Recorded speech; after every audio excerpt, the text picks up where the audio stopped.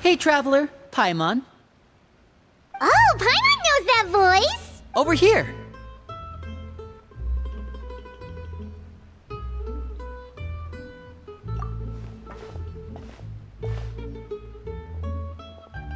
To borrow one of the more popular turns of phrase at the moment, this appears to be quite the fated reunion.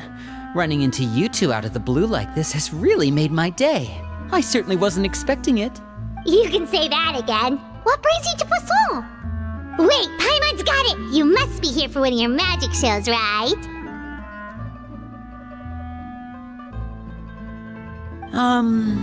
Actually, we've run into a bit of trouble on the home front, so Father arranged for us to stay in Poisson for the time being. Oh, are Lynette and Fremine here too? Yep, along with most of the other members of the House of the Hearth. You may have noticed Poisson seems a bit more crowded than usual. So you're saying nearly the entire organization has moved to Poisson? Sounds like you've run into way more than just a bit of trouble. What's really going on? Well... Since the two of you are so curious, perhaps I can fill in the gaps. You scared Paimon half to death! Father, you're here. You know... On second thought, maybe we don't need to know? It's all probably super confidential House of the Hearth stuff, right? We totally weren't trying to pry or anything. No need to be nervous. I could sense your genuine concern from your conversation just now. Of course, I can also understand your confusion. Sending so many Fatui here to Poisson, it's only natural that some might suspect an ulterior motive to be involved. I understand. I'm well aware you've had your fair share of confrontations with the Fatui in the past, and I can't exactly guarantee that we'll remain on good terms in the future. As for right now, however, I would say we have little reason to be at odds, wouldn't you agree? The House of the Hearth could stand to be more open with those who have worked so closely with us in the past. As for the issue at hand, well, it hardly relates to any ulterior motive.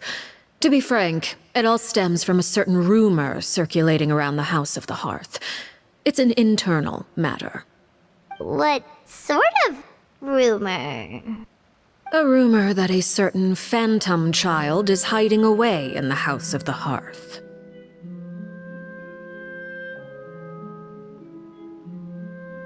A phantom child? Ooh, just hearing the name is giving Paimon the creeps. A spirit that should have long ceased to exist is lurking in the shadows of the House of the Hearth. So I decided to bring the children to Poisson before continuing to investigate the situation. I expect I should be able to track down the spirit fairly quickly. After that, it's just a matter of resolving the situation, if you will. It shouldn't be much trouble at all. If you're curious, or if you still have some concerns, it might be advisable to stick around for a few days. I'm sure the children would be exceedingly pleased to welcome some visitors. Lenny, I'll leave you to entertain our guests. I have some matters to attend to. Of course, Father.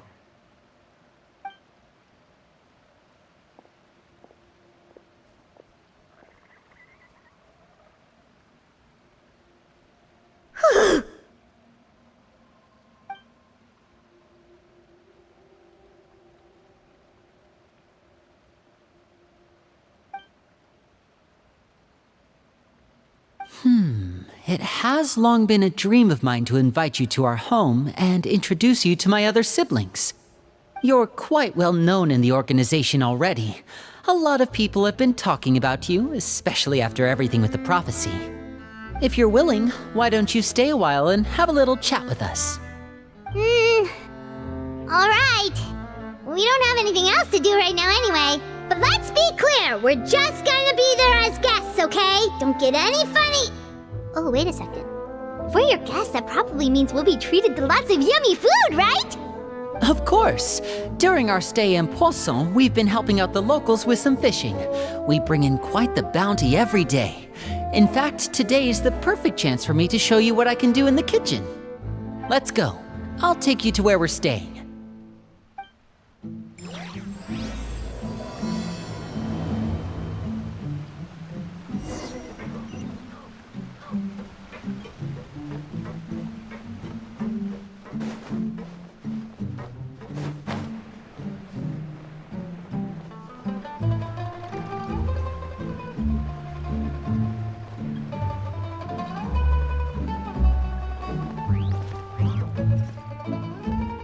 We rented this house from one of the locals to use as a temporary base. I'll come back later and tidy up a bit. After that, it should be all ready for you to stay in tonight. Awesome, thanks! So, where are we off to now? Well, when I happened to run into you two earlier, I was actually in the middle of distributing some supplies. With this many people staying in Poisson, we have to bring in outside supplies every now and then. I should probably make sure the rest of these provisions get delivered, otherwise people might start to get antsy. Okay, we'll come with! There are all sorts of rumors about your organization floating around out there. Paimon's not sure if she could even take a wild guess as to what's true and what's not. But now that we finally have the chance to see a day in the life of the house, we can take a good look at how you operate! Well, you're more than welcome to come along. Just follow me.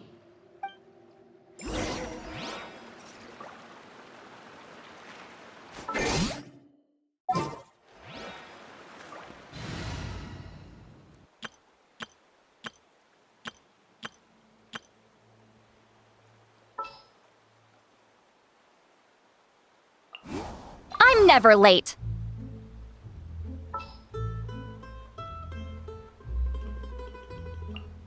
Want me to come along?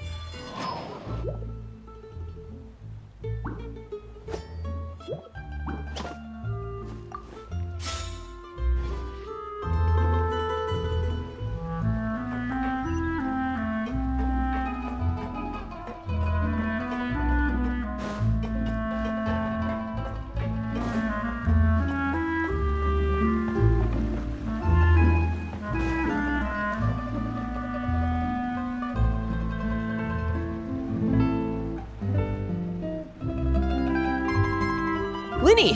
We're finally here! The supplies. I'm assuming you've... Brought them with me? Yep, here you go. Hello? Something caught your eye? It's the Traveler and Paimon! No way! Come here, everyone! Hurry! The Traveler and Paimon are here! One at a time, please. Don't crowd around them all at once. We don't want to scare off our guests now, do we? Oh, it's alright! Gotta say, Paimon didn't realize we were this famous. Of course! Father and Linny have told us so much about you. Father told us about how you helped Linny. According to her, you're a trustworthy friend. And as far as she's concerned, that's pretty much the highest compliment we've ever heard her give. As you can imagine, everyone's been very curious about you. I heard the Traveler is so strong that she can move a mountain with her bare hands. I heard Paimon eats so much that she can clean out the entire pantry at Hotel Tabor in just 3 days! Wait a second! That's the rumor you heard about Paimon? Oh, not cool at all! Oh, wait. When guests visit, you're supposed to give them gifts and stuff, right? Oh, we don't need something like that. Besides, we don't have anything to give to you! Come on, we insist! I can give you some of my new potions. Just pick your poison. And by that, I mean medicine or actual poison. I've got both. Huh? Or maybe Shaplo can teach you guys about stealth. He's super good at it. He's never been caught. Ah, now that's not a bad idea. I know you usually prefer to fight head-on, but it never hurts to expand your bag of tricks, right? When it comes to eliminating your enemies, staying quiet can go a long way. Trust me, I would know. I was poisoned not too long ago, and I'm still dealing with the after effects. So I'm not quite as good as I was before, but I can still give you some pointers. Wait, when you said gifts, Paimon didn't think you meant poison and stealth tactics. But those are the best things we can give you. You don't like them? Ooh, how about this? Tell me the name of someone who really annoys you, and we'll teach him a lesson for you. All right, Fold, Selwar. I think that's enough suggestions for now. When it comes to being a good host, it's the thought that counts. You don't need a physical gift to make our guests happy. In fact, pestering them with suggestion after suggestion might make them more annoyed than anything. I would say your enthusiasm has certainly gotten across. Really? Awesome! It's been so long since we have had guests to play with. If there's anything you need, just let us know. Yeah, especially if it's poison or something. I've got all sorts of potions for that. Well, we'll talk to you all later. We've still got supplies to distribute. All right, see you later.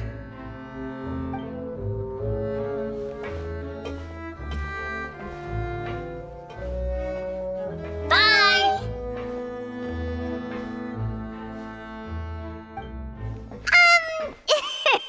Lenny, about all that poison and stealth tactics talk just now.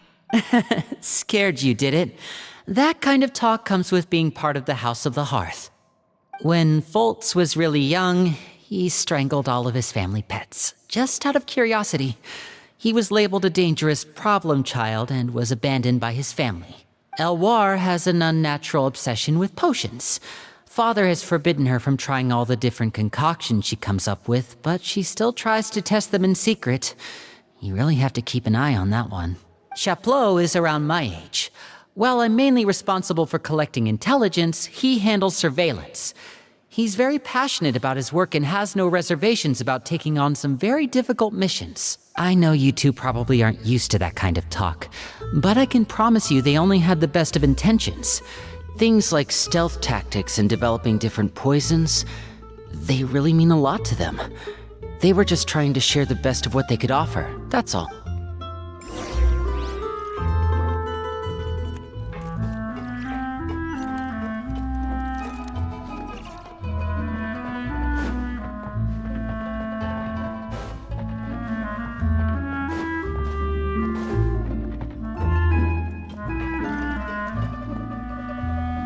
Filial, supplies are here. Thanks. And who are these two? Outsiders? Allow me to introduce you. This is the Traveler and Paimon. Oh, you're the famous duo I've been hearing so much about. It's nice to meet you. I heard you've traveled to all sorts of places. Is that true? Of course! We're making our way all across to that! Oh, good for you. You must be pretty familiar with Fontaine by now then. Have you seen the new opera that started running recently? I think it's called... The 4,000 Thieves? Oh, this is the first we've heard of it. It seems like it's going to be fantastic. From what I've been able to tell from the posters anyway. You should definitely check it out if you have the time. Oh, and there's The Blind Maiden, too. That one is supposed to have audience interaction. Seems pretty interesting. After this mission is over, I think I'll go get a manicure.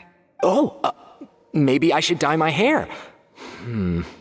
Wonder how much it'll cost. Is it just Paimon, or do these two seem much easier to get along with than the others? Looks like the House of the Hearth has some normal members after all. I heard that. Oops.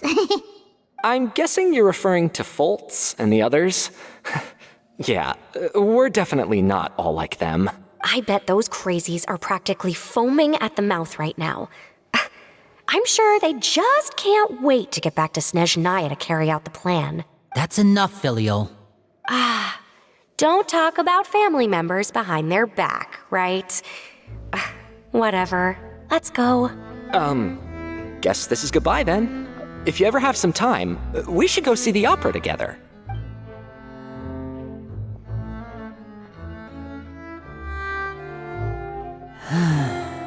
Well, that's it for the supplies.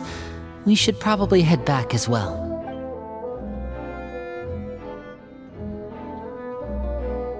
Well, they didn't seem too happy with each other. Seems like there could be something more going on here. You're right. We're only here as guests after all. Oh, Linny's getting super far ahead. Come on, let's catch up.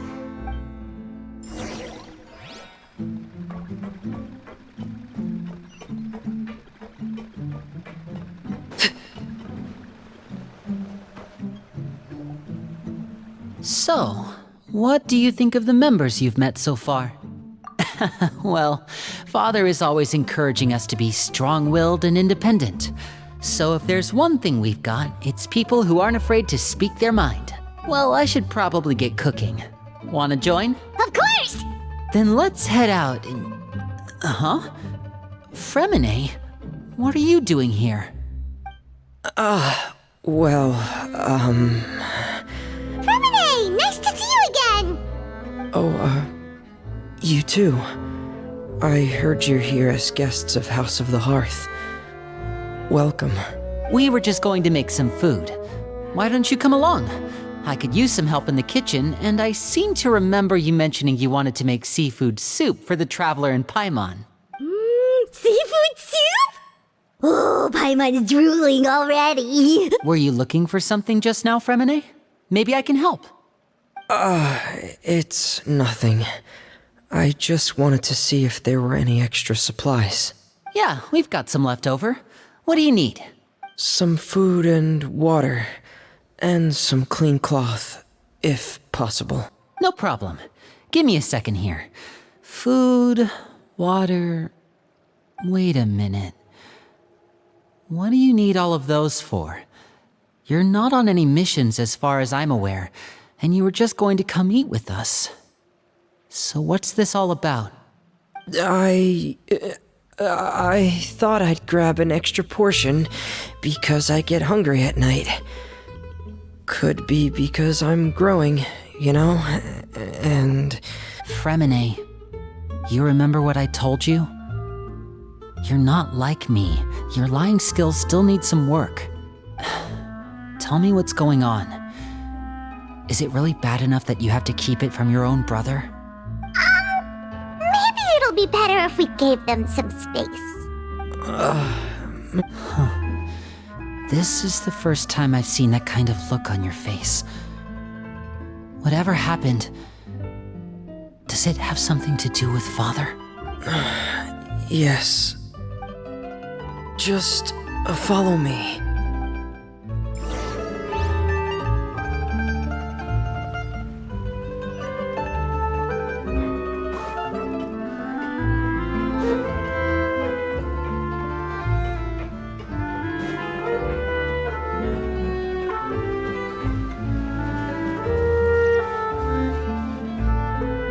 You're back!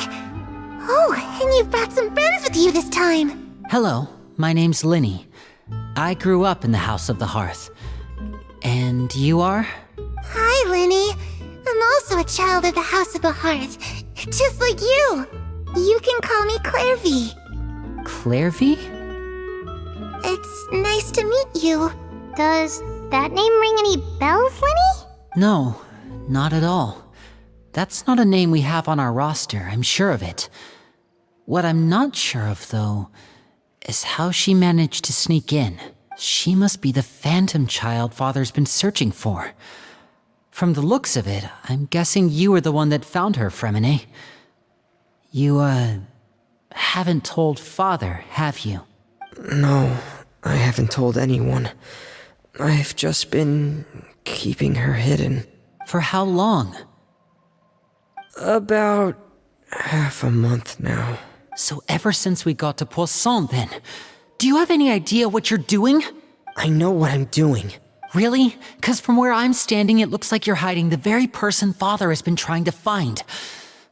If Father finds out about this, everyone involved is going to be punished. You know the rules of the house, Fremine. I know you do. Father doesn't tolerate any form of betrayal. So why are you doing this? I've thought it through. And I just can't hand her over like that. Linny, don't you remember last year? Sheplo nearly died after getting poisoned during that one mission. He wasn't able to get back before the poison started taking effect, and not a single person was there to help him. That night, while I was sleeping, I heard a voice telling me to go save him. I opened my eyes, but I couldn't find the source of the voice. I thought maybe I was just hearing things, but I went to look for him anyway. Luckily, I got there with enough time to save his life. That feeling of being haunted, of hearing voices. It's happened many times in the House of the Hearth. I'm sure you've noticed. So what you're saying is, that was her? She was the one who spoke to you that night? Unless there are other spirits roaming around the House of the Hearth, I don't think there's any other possibility. If Claire V were our enemy, it wouldn't matter whether she was a spirit or an actual child. I would have acted without a second thought, because that's what Father ordered us to do. But she's been living with us, helping us from the shadows all this time. I think that makes her family. I couldn't just hand her over to be dealt with. Not when there's so much we still don't know. So what's your plan then? You can't keep her here forever. Someone is bound to find out eventually. I haven't thought that far yet. I don't want to disobey an order from Father, but I also don't want to put Clairvy in danger. Come with me. There are a couple things I'd like to say to you in private.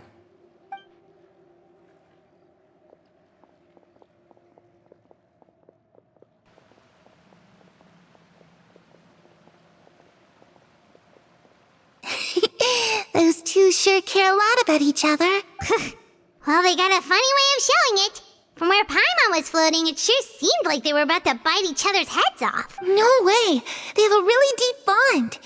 I could tell right away, 'cause I also have a friend like that. I just don't know how long that kind of bond can last. The darkness in the house runs deeper than you can imagine. No one can get out alive. I'm sorry, Linny. I really didn't mean to drag anyone else into this. Oh really? You didn't mean to? 'Cause I for one wish you did. Huh? What do you mean? You know, when we were younger, you didn't call me Linny. You called me brother, just like Lynette. We grew up together, the three of us. We were all orphans, all rescued by Father. Of all the siblings in the House of the Hearth, I think our bond was the closest. Later on, when you started calling me Linny, I wasn't actually surprised. After all, Lynette and I are related by blood. We've had to depend on each other to survive long before we joined the house. Linny, The darkest and most difficult moments of my life happened before you and I had ever met. I'm sure that's true for you as well. Even so, Fremine, we've stood by each other for all these years now, and to me, that means more than blood.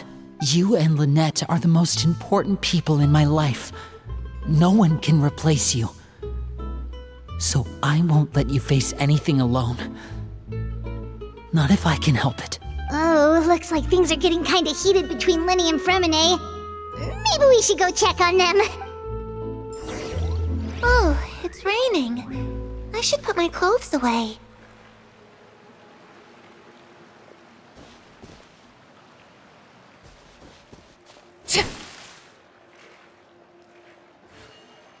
Harry?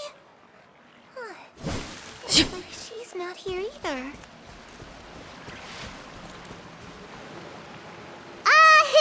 Hey, you two! Hope we aren't interrupting anything. Like a fight, or... Oh, wait a minute, Fremine. You're not crying, are you? Is everything alright?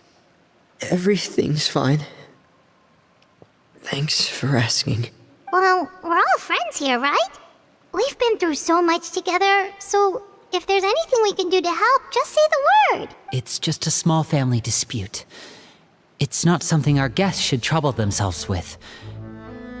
In fact, it might be better if your stay ended here. What are you getting at, Traveler? When guests are around, families are often on their best behavior. And any disputes are less likely to escalate. That's what you're trying to say, isn't it? I just... Thank you. I was really hoping to keep you out of it. But even if I could think of some other reason to turn you away, I'm not sure I could convince you. I know things could turn dangerous, so I promise you this. From now on, I'll protect you like my life depends on it. Me too. Well, back to the matter at hand then. If If we don't plan on handing Clairvy over to Father, then our only other option is to solve the mystery of her identity before Father is able to track her down. That means finding out where she came from and what she's doing here. Then we can send her on her merry way and pretend like none of this ever happened. I've tried that already. And? And nothing. I tried taking her somewhere really far away, but after some time, she just reappeared. She even came with us all the way to Poisson. It seems like wherever the house is, she follows. I don't know much about spirits. Do you two have any ideas? Let's see here. Paimon remembers hearing something like, if you fulfill a spirit's last wish before they died, they'll let go of whatever's keeping them here and return to the ley lines. Oh, it's just that Paimon doesn't really remember where she heard that, so it's not guaranteed to work or anything. Well, sounds like it's worth a shot. Guess that means we should go ask her about her wish. But first, Fremine, I need you to promise me something. What is it? I need you to promise me that this will stay between the two of us. We're the masterminds behind this whole thing. No one else gets involved. Can you do that for me? Of course. I promise. All right. Then let's seal the promise just like when we were kids. Fist bump on 3. Ready? 1, 2, 3. I swear.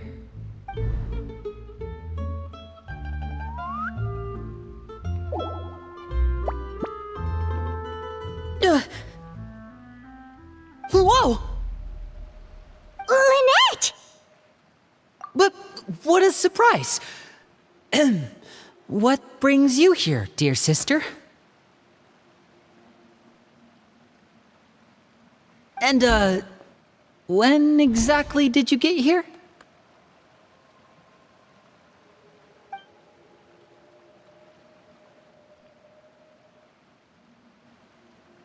You're an idiot, brother. And you too, Fremine.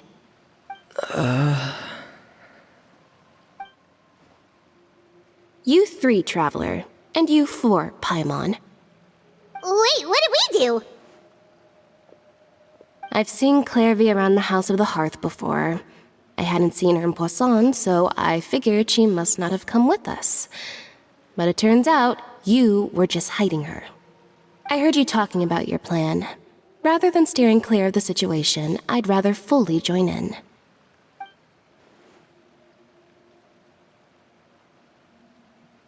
If you don't agree, I'll have no choice but to report everything back to Father.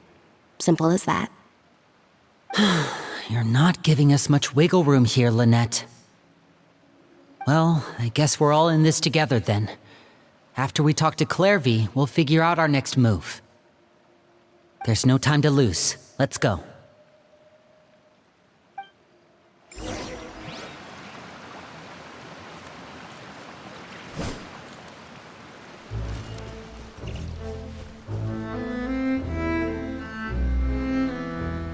I'm full. Thank you for bringing me this food, you guys. She said she's full, but the food doesn't look like it's even been touched.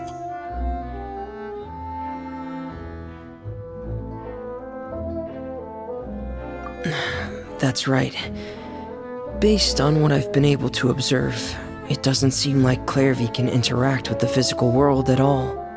Still, when she's presented with food, she'll always linger around it for a good little while. Maybe, in her mind, she really is eating those things. Does she know that she has already passed away? I've tried to ask her, but she didn't answer. My guess is that she's just as confused as we are. Or maybe she couldn't understand the question at all. Clairvy, if you've got some time, I'd like to ask you a few questions. Sure. Oh, another new friend. Hi, I'm Clairvy. Hello. Clairvy, how did you join the House of the Hearth? Huh? Isn't it the same for everybody? The knave brings you here and then you can't leave. It's just that your name, it's not on the roster. And I've never seen you before. The roster? Oh, I get it now. I think there might be some things you don't know about this place. The people in charge, they're not as nice as they look. They say they keep a roster, but it's not complete. There are a lot of people who aren't on it, and never will be. In this house, some people are family, and other people are just test subjects. Those kinds of people aren't ever going to get a place on the roster, unless it's the roster of people who've been executed. Wait, does that mean the knave... She... Is there anyone that can vouch for you? Perry, she's my best friend. She's the only one I trust in this place. Have either of you heard of that name before? No. Me neither. Clairvy, Perry. Neither of those names are on the roster. But it seems like she's telling the truth. Either that, or this kid's already got a bag of tricks bigger than mine. Maybe we should try a different approach. Clairvy, do you have a wish? A wish? It can be anything you want. Just imagine. It's your birthday, you're blowing out the candles, and your wish is...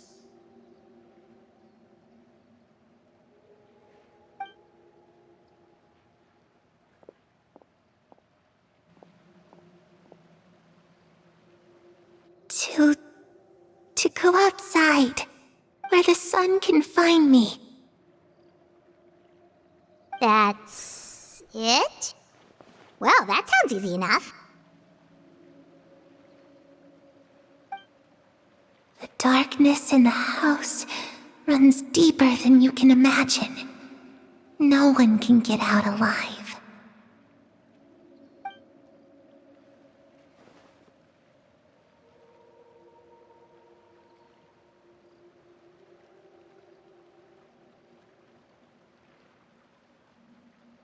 Okay, time to divide and conquer. Listen up, I've got a plan. I'll try and find a way to use basic illusory magic to take Clairvy outside and bring her somewhere with sunlight. Lynette, try and find the list of executions that Clairvy was talking about, and see if her name is on it. Fremine, you stay in Poisson. We can't be the only ones who've had run-ins with Clairvy. I need you to collect intel on everything she's said and done.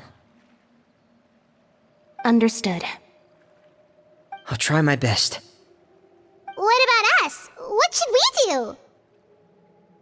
I really appreciate your willingness to help, but this is a family matter.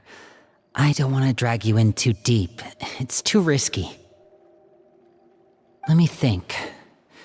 Since Father considers you to be guests, maybe you could stick by her side for a little while. You don't need to do anything except keep up some nice, casual conversation. Ah, Paimon gets it. You want us to distract her. I'll give you a magic bird. If Father suspects something, all you need to do is release it when she's not looking, and it'll alert me that something's wrong. Of course, that's only as a last resort.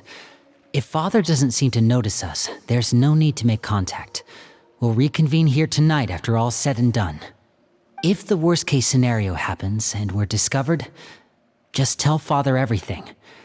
We're not going to let our guests get punished for our own actions. That's where we draw the line.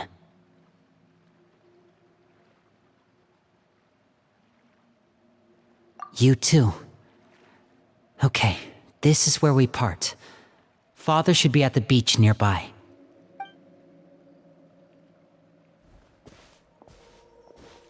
I really hope this goes well.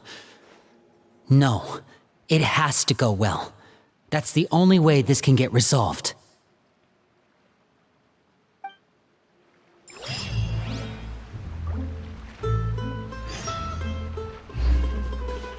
Clairvy, I'd like to take you somewhere.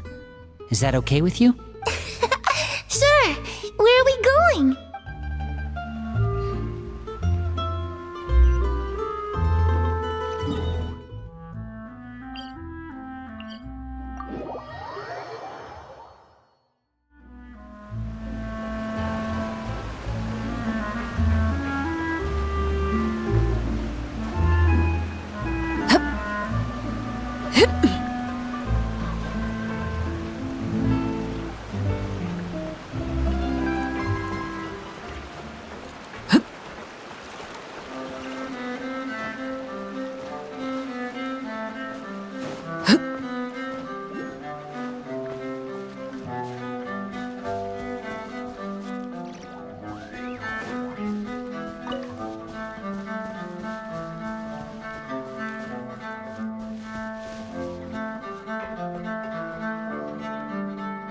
It's the knave!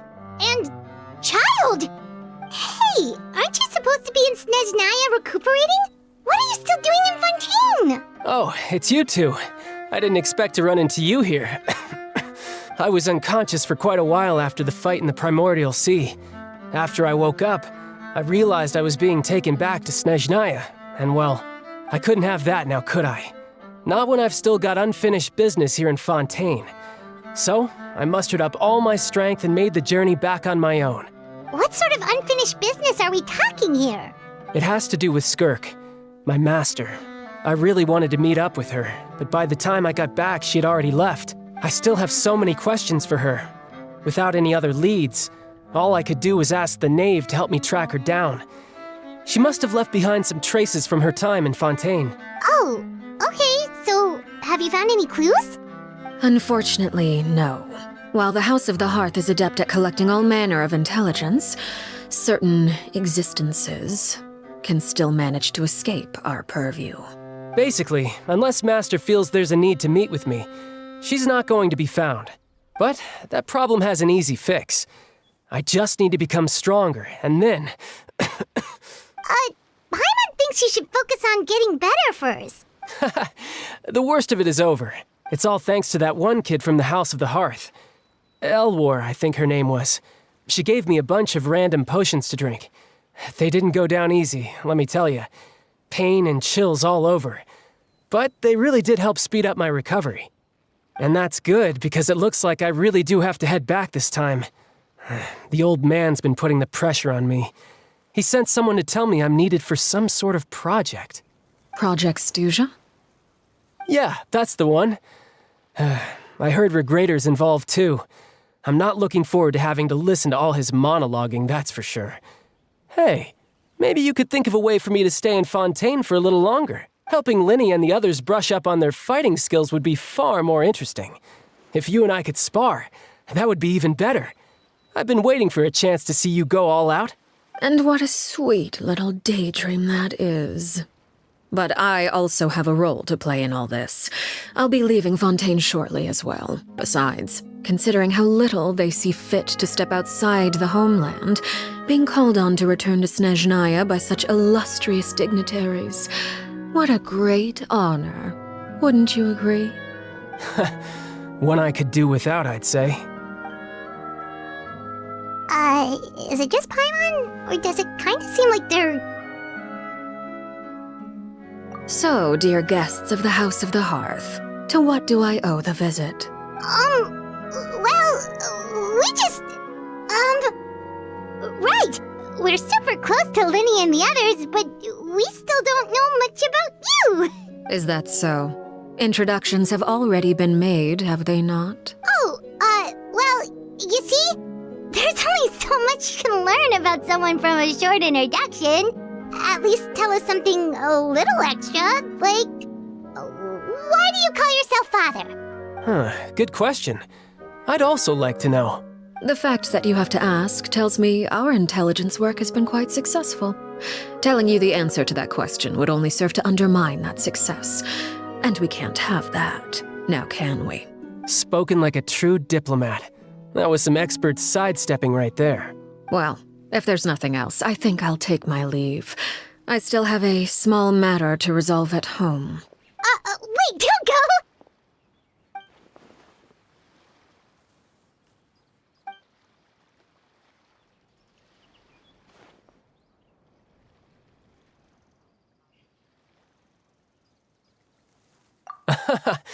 I'd also like to hear the answer to this. I've met some of the members of your organization, and they all seemed like really good kids. They actually reminded me of Tonya and Tusser. Which, by the way, if you ever betray them, I'm just letting you know, I won't let you off easy. And why would I betray them? Well, you've already betrayed the House of the Hearth once, haven't you? At least, that's what I heard.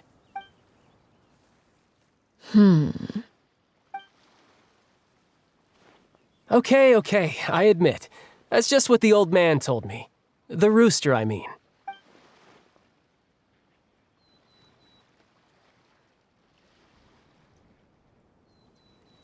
Oh, wait. Did you really do something bad to those kids? Never mind what I've done. I'm more curious as to what the mighty rooster had to say. Care to enlighten me? Well, nothing much. Just some stuff about you taking out many other members of the House of the Hearth, and even going so far to attack your own family. I see. Based on your reaction, I'm guessing it's all a bunch of lies. Hardly. I don't appreciate his particular turns of phrase, but I suppose he didn't say anything untrue. Although, it would be more accurate to say that there is a certain level of prejudice involved, but I don't intend to clear that up just yet. Prejudice has a funny way of concealing the real truth behind certain things, an attribute that I find to be quite advantageous. Call yourself a Fontanian, for example, and people will assume all sorts of things, when the real truth is that this is simply the land where I was raised. Huh?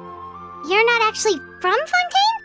But then why did you try to help out with the prophecy and everything? I was trying to protect the children born in Fontaine.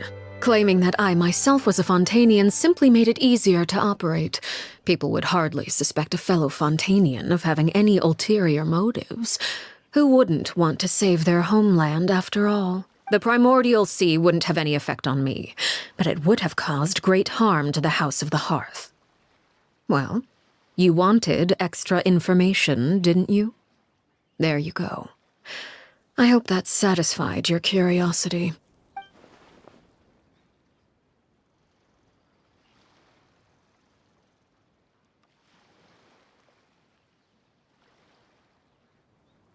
So, you stayed in Fontaine for the kids.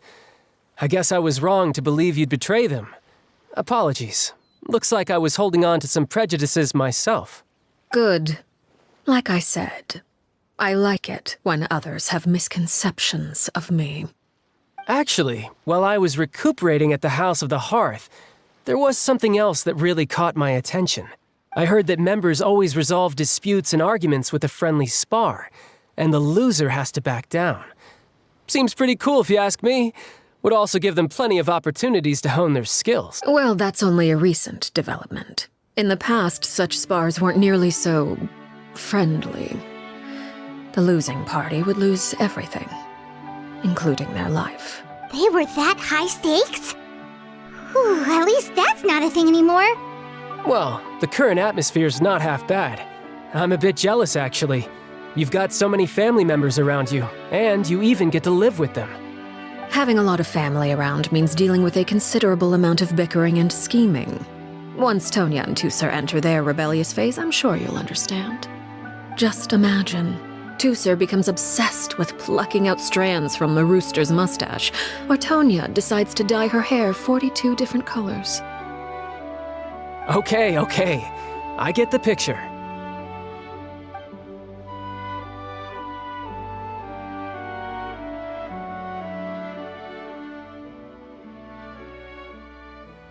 Well, would you look at the time? I should probably get going. Traveler, Paimon, I'm not sure where our paths will cross next, but the next time we run into each other, we should definitely try and find some time to spar. Again, maybe this is a conversation we can have when you look less like you're gonna keel over. All right. Well, thanks for everything, Arlecchino. No thanks necessary. You also played a part in obtaining the Gnosis. I would say we can call ourselves even. I like the sound of that. Well, I'm off. See you all some other time. We should probably get going too. Do you want to head back with us? Oh? You want me to leave so soon? Oh, well, you see, I'm rather enjoying the evening breeze. If you don't mind, I think I'll stick around for a bit. I have some things to think about. Apologies for not attending to you like a proper host. Please forgive this slight. I do hope you'll have a pleasant stay. We managed to keep her distracted until nightfall. Good thing Child was there to keep the conversation going. You don't think she suspected anything, do you? Oh, I wonder if Linny ran into any issues. Let's hurry back and see how everything went. Oh? You decided to stay a little longer? Let's take in the ocean view together, then.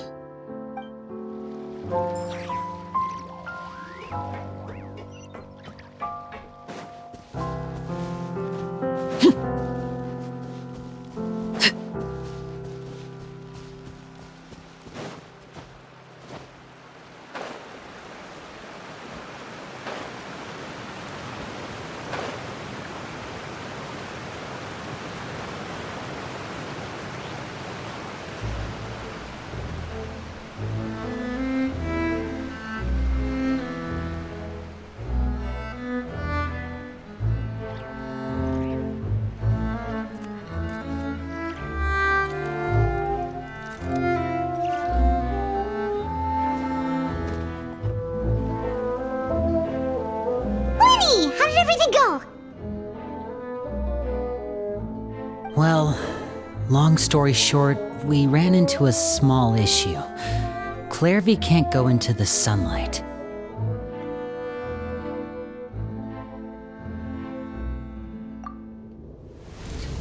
Everything was fine at first.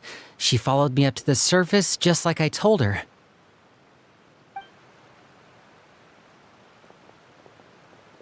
But as I led her out of the shadows and into the sunlight, she vanished. I turned around and there she was, standing at the edge of the shadows, silently watching me. Huh. Maybe she's afraid of sunlight, or... No, it wouldn't be her wish if that were the case. Well, we could always try pushing her into it.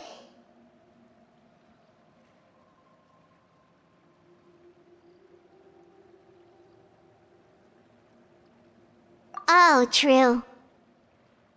I've pretty much tried it all already. Nothing worked. Eventually, the sun went down, so all I could do was bring her back here. How did it go with you, Lynette? Good. I've got the list. It's right here. Really? Well, what are we waiting for? Let's take a look!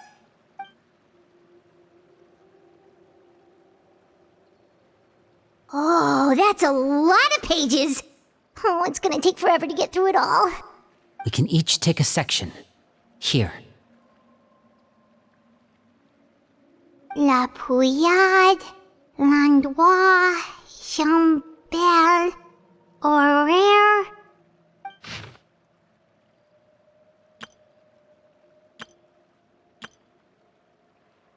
Oh, yikes. That Horaire guy has a huge scar on his face. He's kinda giving Paimon the creeps. Ah, I've met him before. The scar is from an injury he received during a mission. I still remember him joking with me about it. He said any future lover would take one look at him and then lose all interest. Did he say anything else? Well, I asked if there was someone he was interested in. He said no, and that's where our conversation ended. It was only later that I learned he really did have someone he liked. He risked everything to escape so he could be with her, but it didn't work.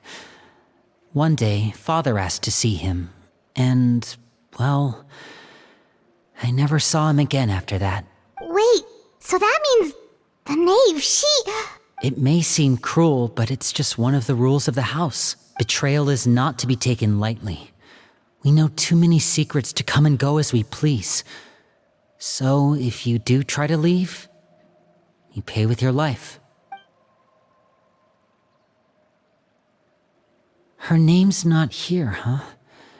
Well, that's not too surprising. It doesn't seem like this list is complete. It only contains records dating back around 5 years. Let's shift our attention then. Fremine, were you able to find anything out? Fremine. Sorry. I was thinking about something. I managed to talk to quite a few people, but I couldn't help but notice that the atmosphere in the house was a little... strange. Strange. Yeah, I mean, I know there have been arguments in the past, times when people haven't gotten along. Chaplot and Filiol are a good example of that. Oh, those are two of the people that we met while delivering supplies. Paimon can see how they might not get along. They had very different vibes, and their, interests seem to be pretty different as well. That's to be expected, actually. Father brought us all here, shared her knowledge with us, taught us how to fight. That's one thing we all share. But that's also where the similarities end. Not all of us feel the same desire to stay here. As members of the House of the Hearth, we're also considered part of the Fatui. And to a lot of people, that's an identity they never asked for. Certain members get older and realize they want something else for themselves. But considering the rules of the house, most people would never say that out loud. People like Chaplot and Foltz are loyal to Father and her vision. They're proud to be part of the Fatui. Filiol and Nantoy, on the other hand, well, they aren't quite as enthusiastic. These kinds of conflicts have always been there. It's not like Father is in the dark about any of this. Well, that's true. But it just feels like things have gotten worse lately. Filiol and the others, it seemed like they were meeting in secret to talk about something. I can't say for sure, but I think they've met Clairvy. You think she's been inciting them to act out? No, not exactly. But I wouldn't be surprised if she said something to them about the darkness in the house and how deep it runs. She's told me about it before. Experiments being run on children. People being used as pawns on the battlefield without so much as the strength to survive. And they just believed all that? Without any evidence? Clairvy's words probably gave them the excuse they were looking for. Whether they actually believe them to be true is secondary. This is all because of Project Stuja, isn't it? Whoa. Hold on a second. What's this Project Stuja all about, huh? This is the second time it's come up now. Sorry, but I'm not sure of the details either. I only know what Father has told us, which is that it's something the Rooster and Regrator have been working on together. Apparently, it has to do with the Fatui's strategic plan for the future. Because the House of the Hearth was so successful in obtaining the Gnosis, we now have the honor of playing a key role in Project Stuja. Wait, but isn't that a good thing? Key role is just another way of saying dangerous role. To us, the whole thing is an inconvenience. Father thinks so too, but she's in no position to refuse. Their plan isn't exactly unreasonable, and they've been funneling the house a lot of funding. It's just that we'll lose a lot of members in the process. Participating in the plan, it's an honor in name only. What they're really trying to do is subdue us. The existence of an intelligence organization outside their control makes them feel uneasy.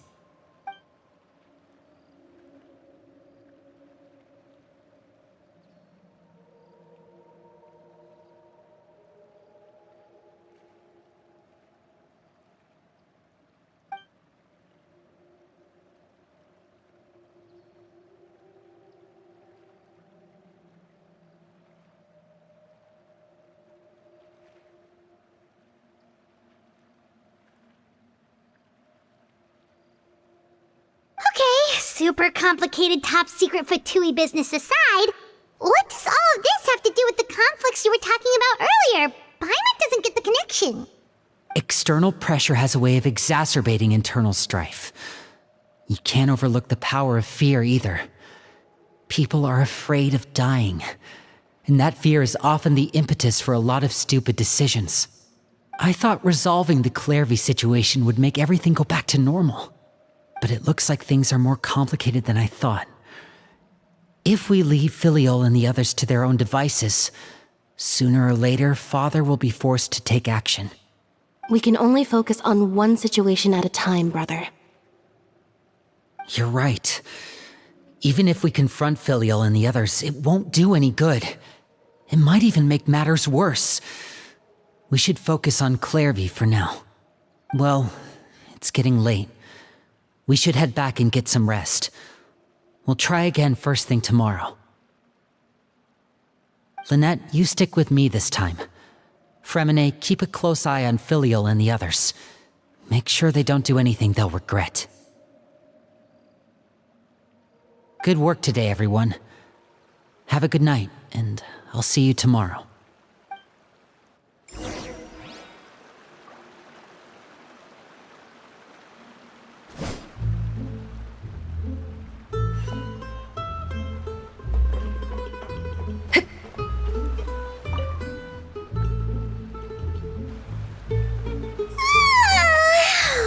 I'm always looking forward to an early night, but she can't sleep at all. Hey, you don't think the knave will be too angry with Linny and everyone if she finds out about all this, do you? She's even scary when she smiles. If she were to actually get angry... Ooh, you have to protect Paimon if that happens, okay, Traveler? Trust is ever, Traveler. Look! Look over there!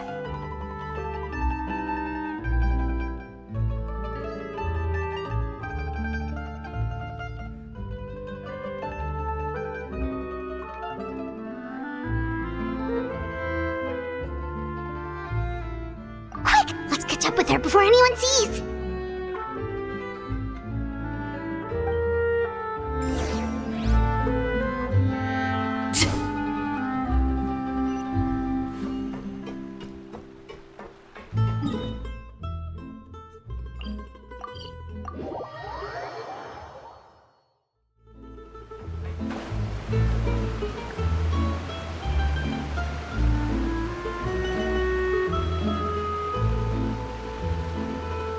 Over there!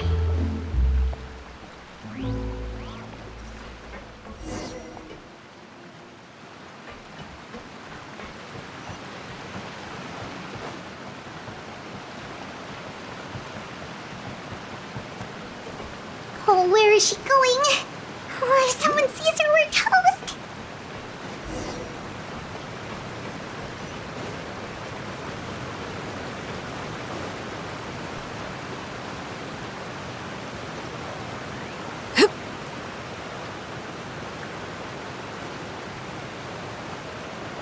Oh, look! She stopped!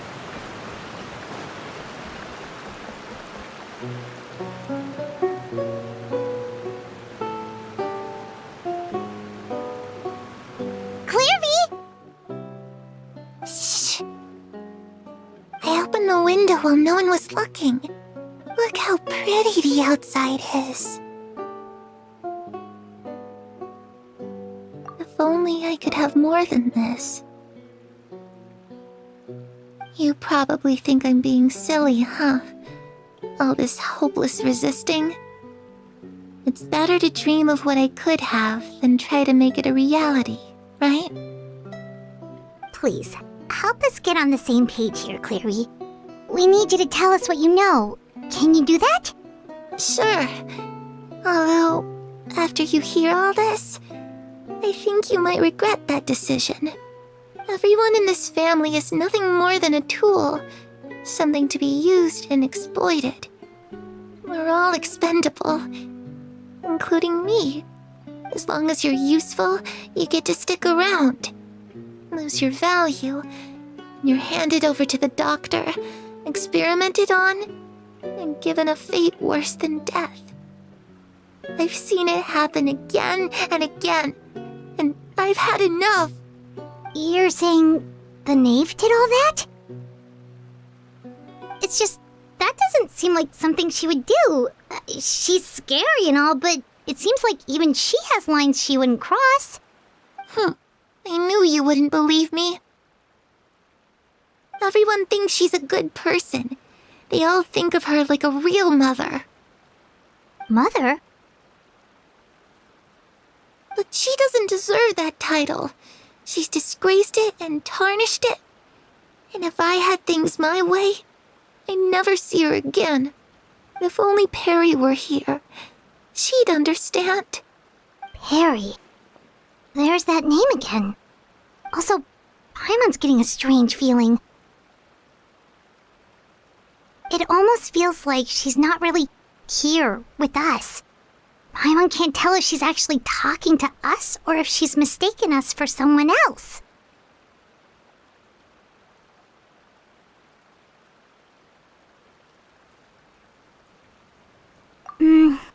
Well, in any case, it seems like she really needs someone to talk to. We should keep her company for a little longer. She looks so young. But it seems like she's been through a lot. It's getting windy. I should close the window. Ooh, look at the moon. Isn't it pretty? Hey, wanna hear a secret? I heard that if you look up at the night sky in Snezhnaya, you can see the aurora. It's supposed to be super pretty. Even prettier than the moon tonight. Perry and I promised each other that once we're older, we're gonna go see it together. But I can't find her. I'm worried she's also been... No, that wouldn't happen to her. She's special. Mother likes her a lot. I should really go talk to Mother, but we just fought. She doesn't want to see me, and I'm too scared to face her. What should I do?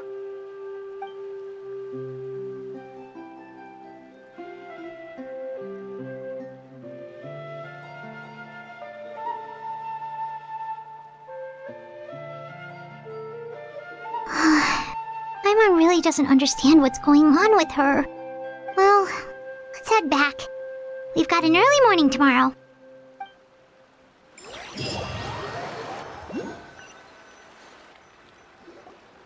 All right, looks like we're all here.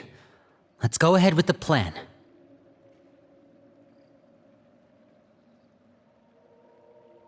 Oh? What is it?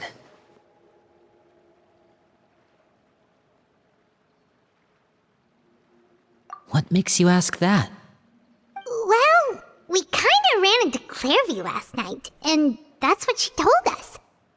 We met the doctor back in Sumeru. He's super dangerous, and he's done all sorts of bad things. It's possible that Father and the Doctor have had certain dealings, but I don't think Father would work with him. We're not really on the same side, so there's not a lot of trust between them. That doesn't exactly set the stage for a successful partnership. I did hear, though, that when Father first became a Harbinger, the Doctor offered to work with the House of the Hearth. Father rejected most of his proposals, except for one.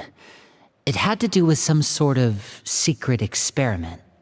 Secret experiment? Could that be what Clairvy was talking about? I don't think so. I don't know any details about the experiment itself, but I do know it's an entirely independent operation. The Doctor only proposed a direction for the research. That was the extent of his involvement. I still don't think that counts as working together. The details of the experiment are confidential, but complete records are kept on all participants. That doesn't seem to be the case with the situation Clairvy referred to. I know you don't agree with some of the Fatui's methods, and I'm not asking you to. But I am asking you to trust us on this. The House of the Hearth has its own principles. There are certain lines we're not willing to cross. Alright, that's good to hear at least. Clairvy seems to think the Knave and the Doctor worked together to do something horrible. If that turned out to be true, Paimon doesn't know how he would even face you guys. It's just that it doesn't seem like Clairvy is lying either. The easiest thing to do would be just ask the knave directly, but Paimon doesn't think she'd tell us.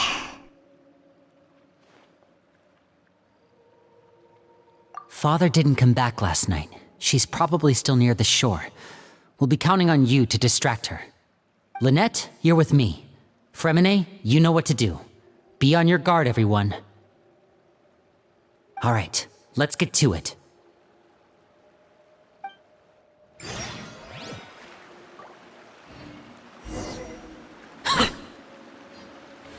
Where are we going today? Let's try somewhere further away this time.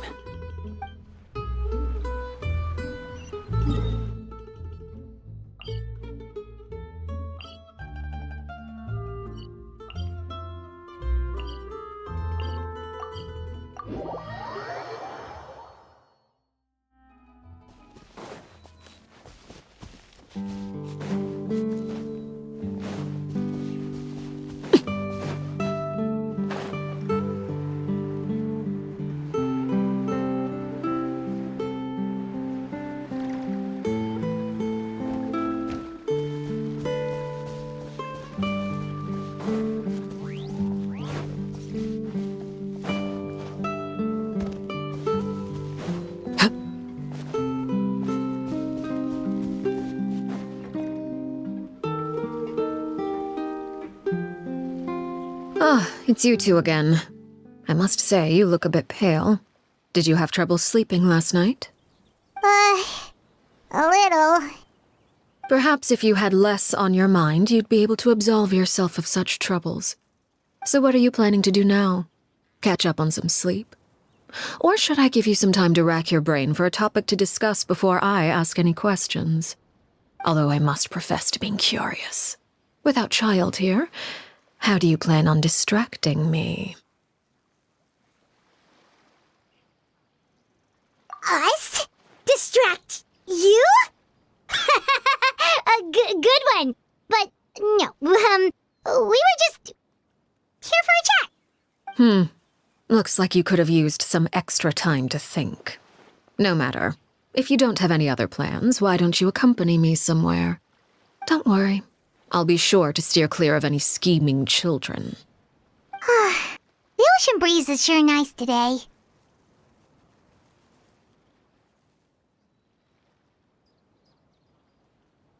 Children always think they can hide things from the grown-ups, but nothing gets past me, least of all a little scheming.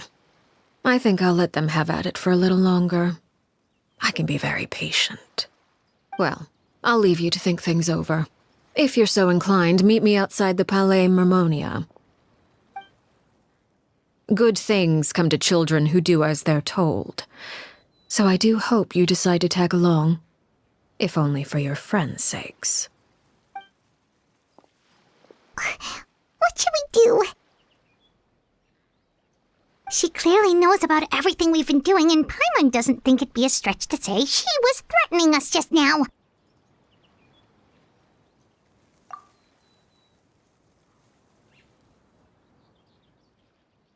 Oh, good idea. Hopefully he sees it in time. Well, we should probably head to the Palais Mermonia. Paimon doesn't want to find out what happens if we don't show up. Based on what the knave was saying just now, it sure didn't seem like it'd be anything good.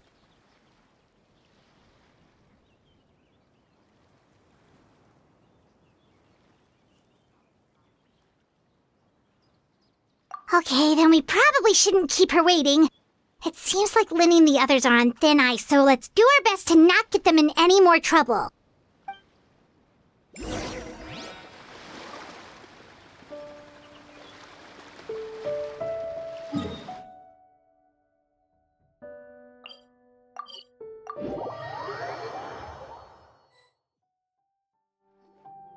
Seeing as we still have some time before my meeting, we might as well enjoy some pleasant conversation while we wait. I'm glad to see you get along with my children. Being surrounded by good companions is necessary for a child's development. You're not planning on doing anything to them, are you?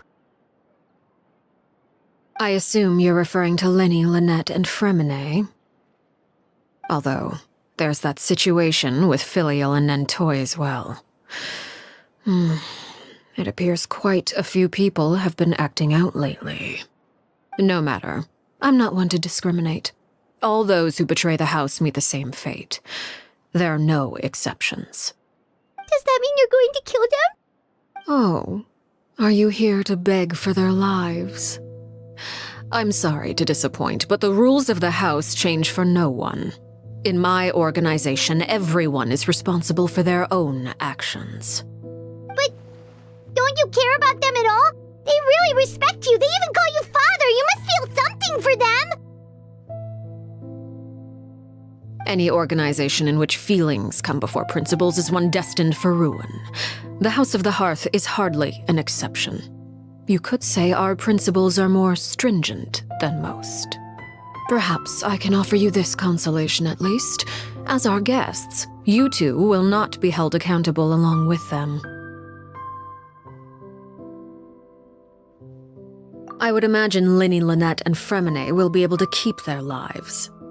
As for Filial, Nentoy, and the others, I'm afraid there's little I can do. They can try to escape, but once you know our secrets, there's no getting out alive. But that's awful. Ah, you seem concerned. Out of consideration for my guests, I suppose I could turn a blind eye for a little longer. If Linny and the others manage to dispose of Clairvy in the meantime, all evidence of their wrongdoing will be lost. In that case, I could hardly punish them for something I couldn't prove. If their efforts are unsuccessful, on the other hand, all will be held accountable, and the punishment will be severe.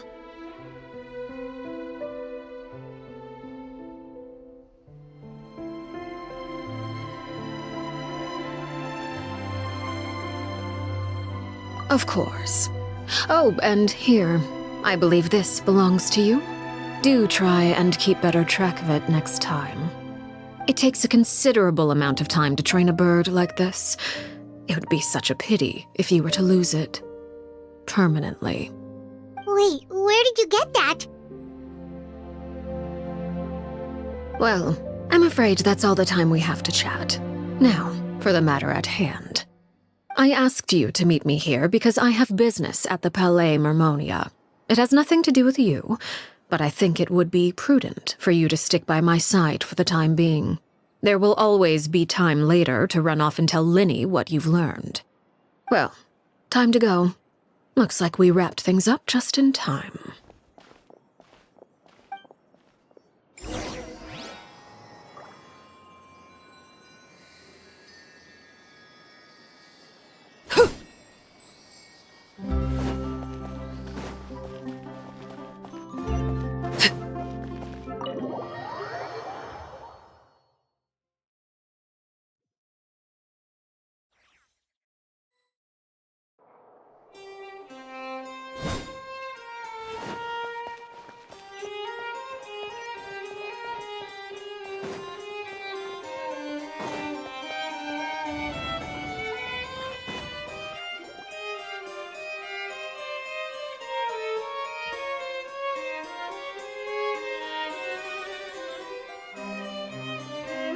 It's been a while, Monsieur Neuvillette.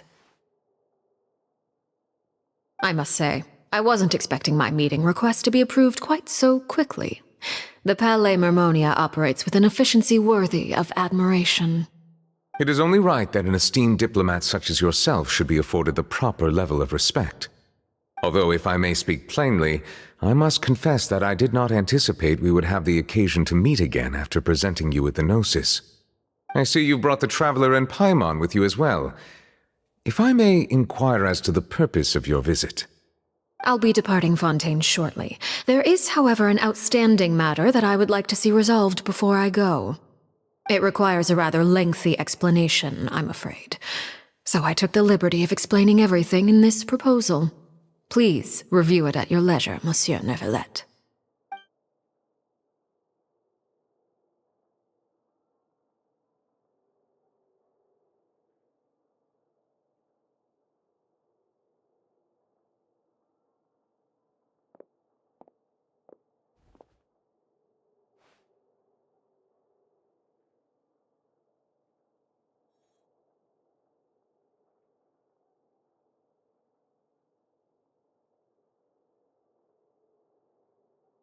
I understand your request. However, at the risk of causing offense, I must admit that I fail to see why you would wish for such a thing. I heard you have a certain fondness for water tasting, Monsieur Neuvillette, so allow me to use water as an analogy. A family is like a large body of water with countless rivers flowing in and out. As someone who watches over this system, I would hope that each river that flows from the source will eventually reach the ocean. Of course, objectively speaking, I know this is impossible. Most of the rivers will dry up along the way, disappearing into the ground and leaving nothing but a barren riverbed behind. Not all rivers are destined to reach the ocean, but I would not see their existence rendered meaningless. I believe the water that flows within them is simply meant for a different destination, like a field in need of irrigation. Or perhaps the glass of a certain water-tasting enthusiast. Did you get any of that, Traveler?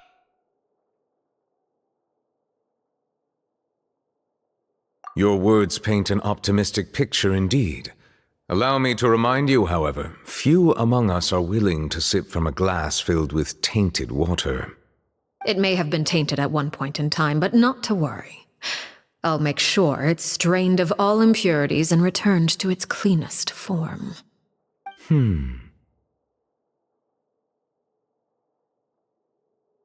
I seem to recall there being a transactional aspect to your proposal.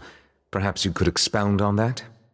If you accept my proposal, Monsieur Neuvillette, I will gradually withdraw my forces from Fontaine. And, unless absolutely necessary, I will no longer carry out any special missions within Fontaine. I presume I can take your words to mean that, in the future, cases similar to the Tartuffe assassination will cease to cross my desk? Tartuffe? Ah, that thief who embezzled funds from all those charities, you mean? My deepest condolences to his family, but without any evidence, I cannot imagine how the House of the Hearth might have been involved in his passing.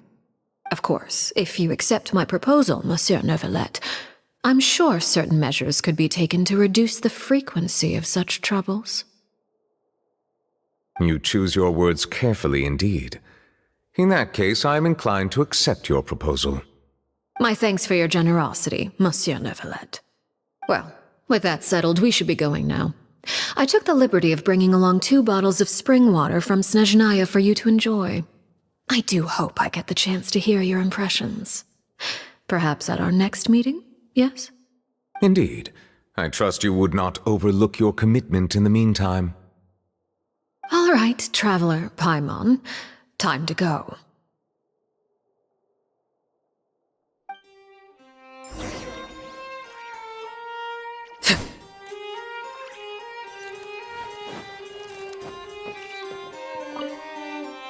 I believe I've told you before that my emotions easily resonate with those of others. Yet in the few meetings I've had with that Harbinger, I haven't been able to sense any aspect of her emotional state. Her mind is like a still body of water. Who knows what darkness lies in its depths, and the lack of ripples on the surface gives nothing away.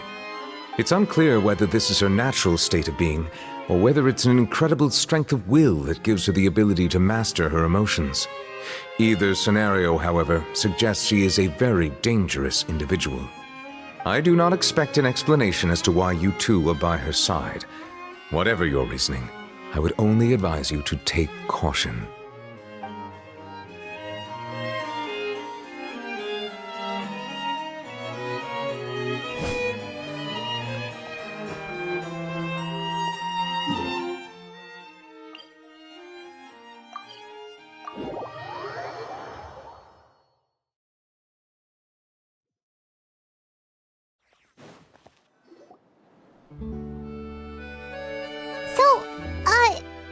What exactly were you talking about back there?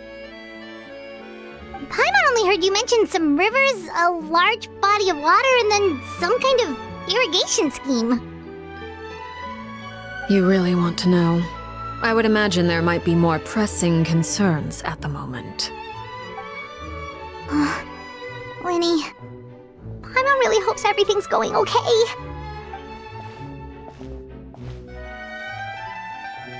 Oh, Paimon recognizes that look.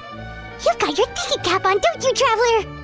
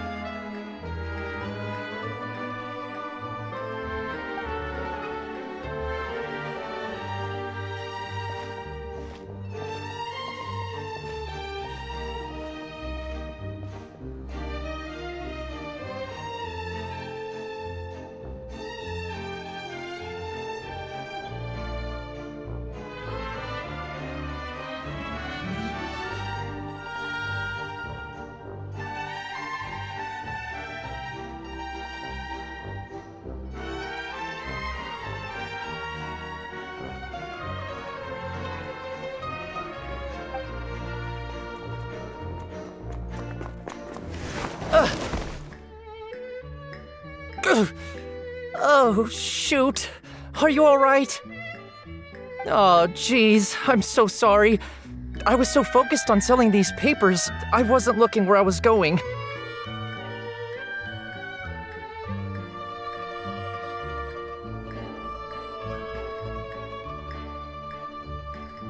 Well, let me make it up to you at least. Here, take this paper. On the house.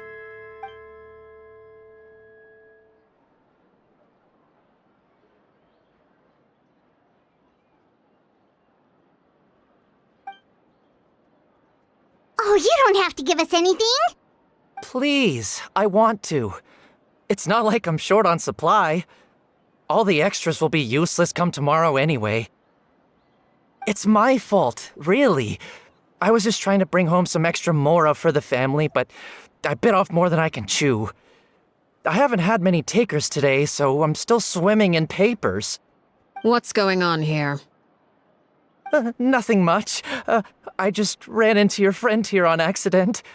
I should probably get going, actually, so... Hold on. Of course, I'm happy to compensate you with mora, it's just... I don't have any on me at the moment. I'll take 3 papers. Here. Your payment. Oh! Thank you for your patronage. May the Archons bless you with good fortune. If only I had the chance to run into such generous customers every day. I should probably just take on a smaller inventory though, right? I'm getting married soon, so sometimes it's hard to not get ahead of myself. Anyway, I should head out. Goodbye! Well, now that my affairs are settled, we should take the boat back to Poisson. We've even acquired some light reading to enjoy along the way. Actually, why don't we stick around for a little longer? Paimon just realized how hungry she is. She can't head back to Poisson on an empty stomach.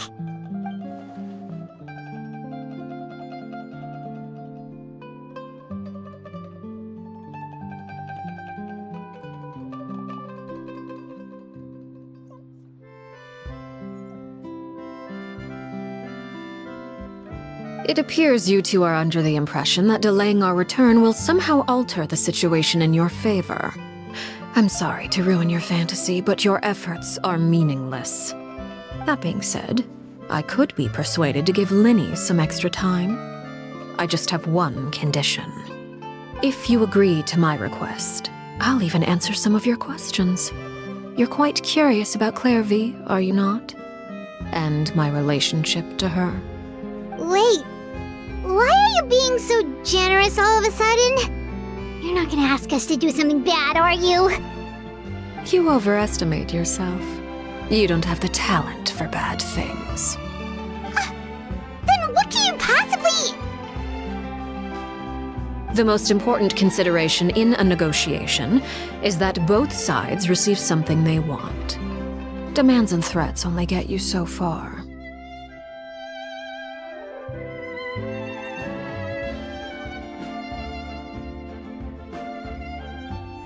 Wonderful.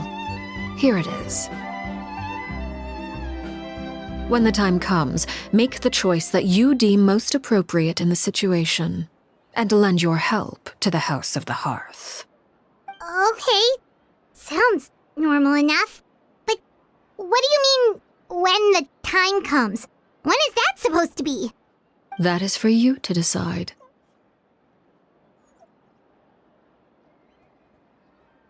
Then we have a deal.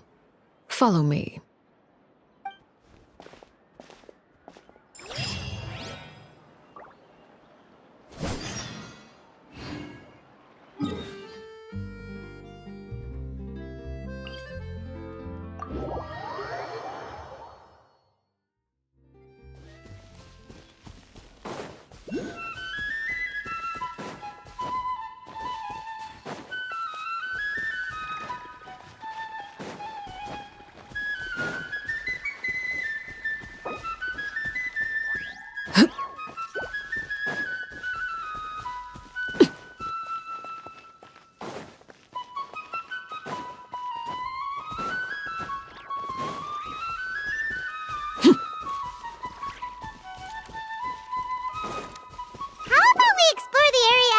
Later.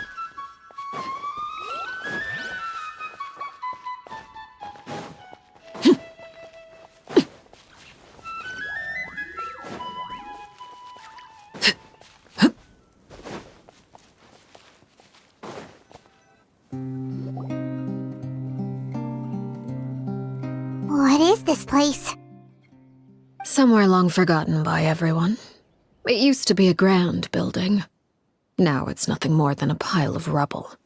No one comes here anymore, nor does anyone care about what once happened here. Although, this place does have something to do with the story I'm about to tell you. It was before I became a Harbinger, and before Linny and the others joined the House of the Hearth. Due to certain events, I first killed Clairvy and then her mother.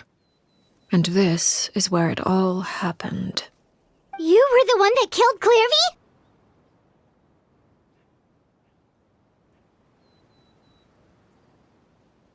Patience now. Allow me to explain Clairvy's side of the story first. I'll start from the beginning. Clairvy was 6 years old when she was brought by her mother, Crucibina, to live in the House of the Hearth. From the outside, it seemed like a fairy tale. A thriving family made up of kind adults and friendly children. Crucibina was the knave at that time, and the House of the Hearth was under her control. She was Clairvy's mother by blood, but she was also the mother to all the children in the house. Clairvy was happy here, for a time. But she quickly realized that being part of this family wasn't a fairy tale at all. It was a kind of purgatory. Purgatory? Exactly. The House of the Hearth takes in war orphans from all over Tevat. But as for how to raise them, that depends entirely on the person in charge. Crucibina came up with a novel idea. She would teach the children to fight, force them to duel each other, and then crown as the king of the house the child who proved themselves most worthy of inheriting her title. It's difficult to estimate the number of children who died or were maimed in the process. There's little I can say about the ones who died. The ones that emerged with permanent injuries, on the other hand, well, they still served a purpose. They would be handed over to the doctor to be experimented on, or sent away on dangerous missions. Nothing more than tools to be used and then discarded. So those were the experiments Clairvy was talking about. But what actually happened to her? You said that Clairvy was Crucibina's daughter, so if Clairvy tried to convince her to stop what she was doing, Crucibina probably would have listened, right? Despite being Clairvy's mother, Crucibina cared little for her daughter. She forced Clairvy to join the House of the Hearth only as a means to demonstrate her own impartiality as a mother, to prove that she treated all her children equally. Clairvy did try to convince her mother to change her ways, but it was to no avail. After her efforts failed, the only other option was to rise up and try to fight back. Unfortunately, the other children had already been thoroughly indoctrinated into the illusion of happiness Crucibina had created. Of course, there was one exception. Someone Clairvy's age who knew the truth about the House of the Hearth. Her name was Peruere.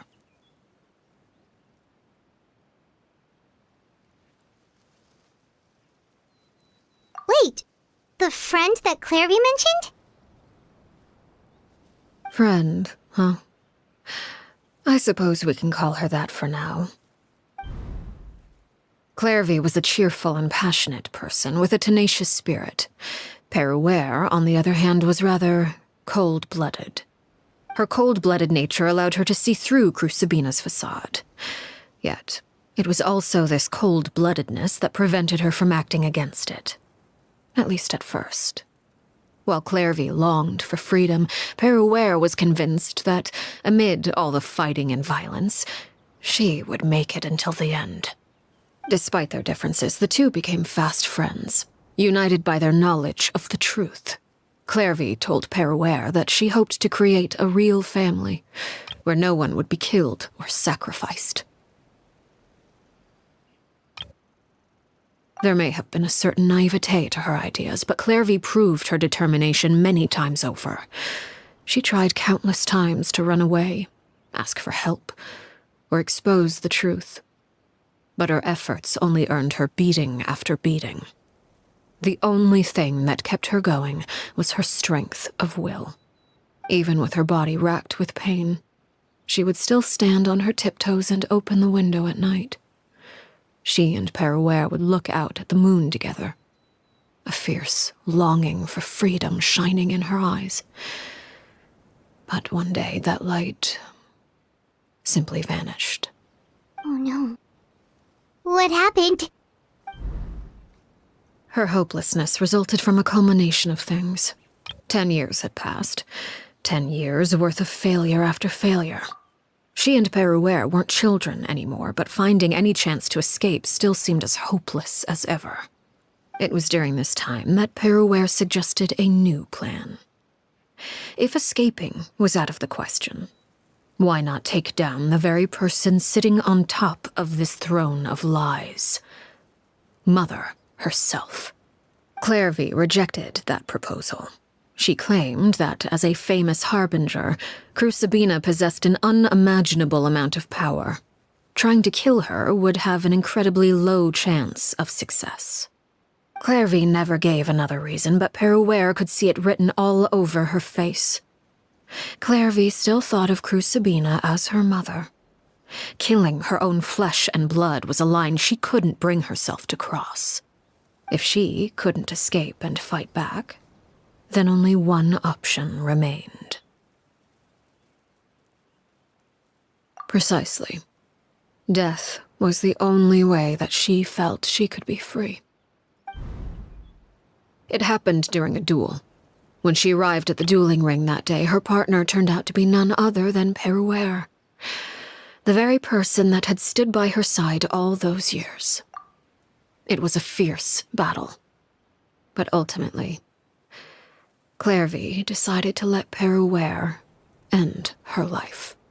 From that moment on, Peruere's journey was one written in flames. When the rain finally came and washed it all away, there she stood, the sole victor in Mother's endless game of slaughter, a trail of corpses strewn across her path to success.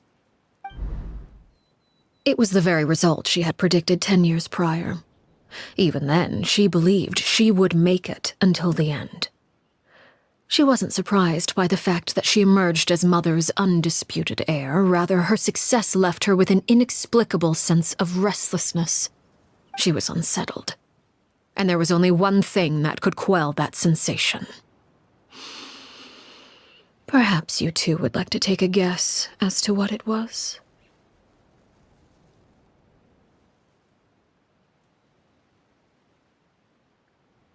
Crucibina, you mean? But... Correct.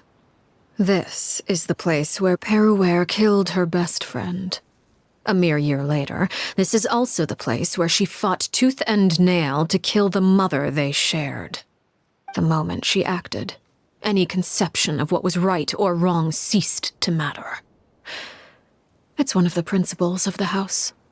Only those who survive get to write the rules.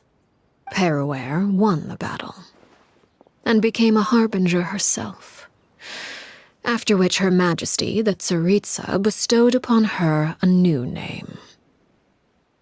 Arlecchino. So the Perry Clairvy was talking about, it was you all along. You're Peruware. Arlecchino is just a name you got later. I left that name behind long ago. I must say, hearing it now does bring back memories. After I defeated Crucibina, the moniker of Mother died with her. I chose to forego the title she called herself and even chose to give up my own name. I rebuilt the House of the Hearth under a new identity. Not only as Arlecchino, but as father. And that is where the story ends. Any more questions? Yeah. Based on what you just told us, Clairvy wasn't a little kid when she was killed. So the Clairvy we met, was she really a spirit at all? I suppose you could call her an illusion born of flame. Her existence is like ashes to a fire. Something left over in the wake of blaze and ruin. You see, a certain power runs through my veins. It's not unlike a curse. My flames leave behind shadows of anything they consume. Of course, the chances of those shadows morphing into a sentient entity are exceedingly slim. Clairvy is a very special case. Clairvy died when she was 16 years old, but what emerged from the flames was her 6-year-old self. Her appearance wasn't the only thing affected. Most of her memories were lost to the blaze as well. Memory is a mysterious thing indeed. Losing a portion of your memories will alter your sense of self. Lose 10 years' worth, however, and it would be like living in the past. Like returning to a version of yourself that never grew up. No wonder Paimon got such a weird feeling when we were talking to her. Perhaps I should put it this way. Clairvy is someone trapped in time. It may seem like she exists with us in the present, but she truly lives in the confines of her own past. So if all of that is true, then you must have known about Clairvy for a long time. Indeed. She's a rather volatile and unstable entity. Sometimes she would look after the children. She's even saved some of their lives. But other times, she would hide from me and become obsessed with revealing the truth about the house to anyone who will listen. Shadows don't have the capacity to learn or grow. Any new information they encounter is quickly forgotten over time. Your attempts to expose Clairvy to sunlight, they failed, yes? The reason is actually quite simple. In Clairvy's mind, the house is impossible to escape, and it is this very perception that traps her there. But no matter. All I have to do is kill her again, and all will be resolved. I don't anticipate so much as a single speck of ash will be left behind this time. Wait! Paimon can understand why you might want her gone, but isn't there another way? So what if she's trapped in her 6-year-old self? She's still your friend! At least talk to her first! It's too late for that. She broke the rules, and now she must be punished. That goes for Filial and Nantoy as well. She's had quite the effect on them. I hope you understand the difference between Crucibina and myself lies in our formulation of the rules, not our policy for enforcing them. Upholding the rules without question is a trait we both share. Because that is how a household should be run. Is this really what you want to do? Whatever could you mean? Don't you want to say a proper goodbye at least? Whether as a killer or as a father, there are two things that must be avoided at all costs: anger and sorrow. Anger makes you impulsive. Sorrow causes you to waver. Well, it appears it's about time to proceed. Before we arrived, I told some of my well-behaved children to bring our troublemakers here by nightfall. I do believe I've kept my end of the deal. I gave your friends quite a bit more time. As for what happens now, we'll just have to wait and see.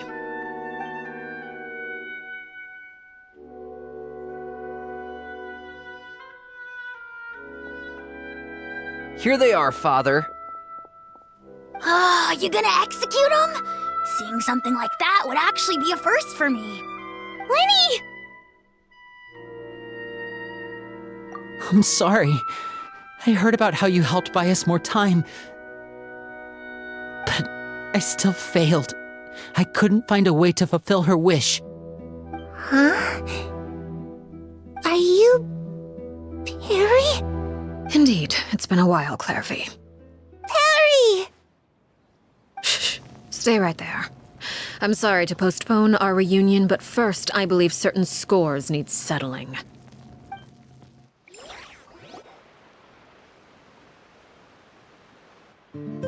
Father, let me explain. Out of my way. Father! You chose to conceal a threat to the house. And for that, you must be punished. Overall, however, I suppose your wrongdoing is hardly the most egregious of the bunch, so I'll deal with your punishments later. As for right now, the more pressing concerns are the traitors among us. By traitors? Do you mean us? Father, let me explain. We didn't mean to... Fultz, why don't you share what you heard? Yes, Father. Secret Midnight Meeting number 3. Participants, Filial, Nantoi, Sato, Toddy. Nantoi clearly said, if only Father wasn't the one who took us in. Sato added, I'm sick of this life. I just want to live as a normal person. Filial was the worst of them all. She called us crazies and said a bunch of mean things about Father. I did not! You're lying! Fultz is trying to frame us. It's not like I'm the only one who heard those things. After that, you and Toddy and a bunch of other people started talking about Clairvy. You were using all those things Clairvy brought up as an excuse to question Father. We're birds locked in a cage. The only way out is to destroy it. That's what you said, wasn't it? You little. You just want me gone, don't you? What did I ever do to you, huh? And you, Sheplo, have you forgotten who stood by your sickbed, watched over you, and changed your dressings? Come on, let's hear it then. What's your reason for all this? You're wrong, Filial. We don't want you to die. You're our family. Liar. You wouldn't be doing this if that were the case. So why? Why have you backed us into a corner? We all live in the House of the Hearth. You know the type of work we do, Filial. A single betrayal can cost dozens of us our lives. It's not like it's never happened before. That kind of thing is hard to forget. That's why the House of the Hearth cannot tolerate any form of betrayal. Ever since we came to Poisson, you've had 7 secret meetings. A lot of the things you talked about really crossed the line. You've been spying on us for half a month? Wait a second. Now that I think about it, the move to Poisson was just a way to make it easier to spy on us, wasn't it? Because we were all in one place. You've had this planned all along. Filial, Nantoi, I'm sorry. I owe you both my life. I owe Clairvy too. If it weren't for all your help after I got poisoned, I wouldn't be standing here today. If this were any other situation, I would do anything to repay that kindness. Why? Why?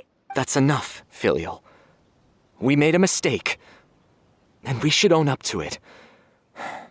We broke the rules, plain and simple. And now we have to face the consequences. I'm sorry, Chapleau. Foltz. I'm sorry, Father. We accept our punishment. Chapleau, according to the rules of the House of the Hearth, how should these traitors be punished? All those who betray the house pay with their lives. And so it shall be.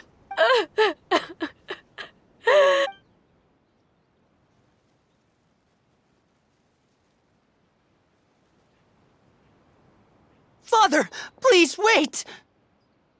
Something you want to say, Linny? Please reconsider, Father. What Filial and the others did, does it really count as betrayal? We all come from broken families. From the very first day we joined the House of the Hearth, we wanted nothing more than to make it a real home. But the truth is, none of us know what a real home should look like. I'm not saying I have all the answers. All I know is this. Killing Filial and the others may uphold the rules, but doing so will only bring us further away from being a real family than we've ever been. So please, Father, please reconsider. I agree with Linny. Father, please.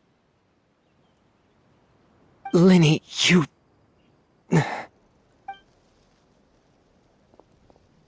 I also agree with Linny.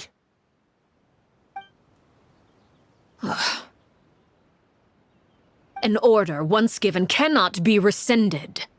However, given the extent of your determination, I suppose we shall have to go about this a different way. Draw your weapons and face me. Our weapons? Father, are you referring to a duel? Precisely. The rules of the house will not be altered. Traitors must be punished. However, resolving disputes with a duel is also one of our rules, one that also applies to me.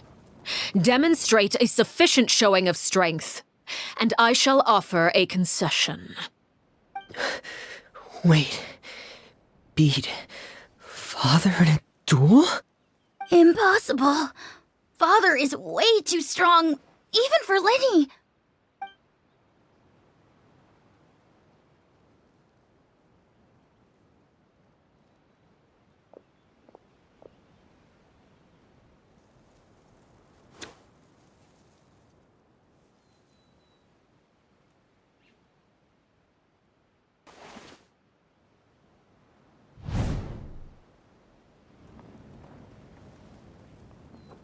Did you hear that, Traveler?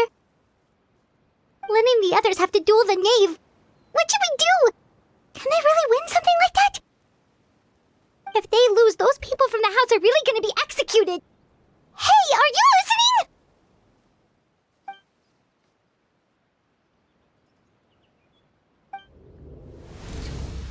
Don't you want to say a proper goodbye at least? Anger makes you impulsive. Sorrow causes you to waver.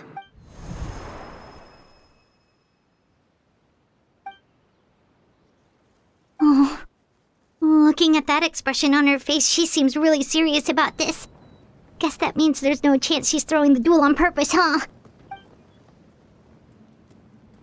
When guests are around, families are often on their best behavior. And any disputes are less likely to escalate. When the time comes, make the choice that you deem most appropriate in the situation, and lend your help to the House of the Hearth. What's wrong, Traveler? Hey, where are you going? Traveler?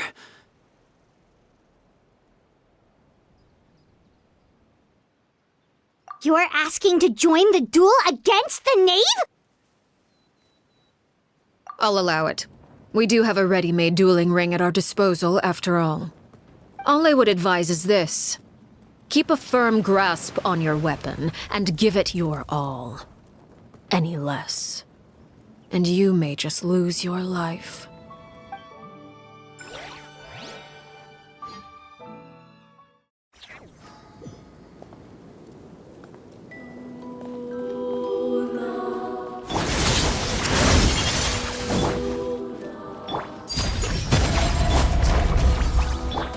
The wind knows.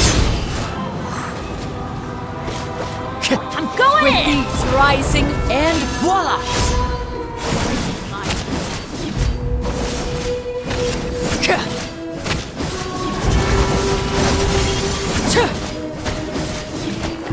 Now that's more like it.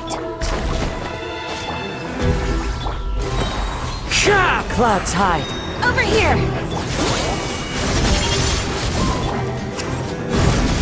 With these rising flames.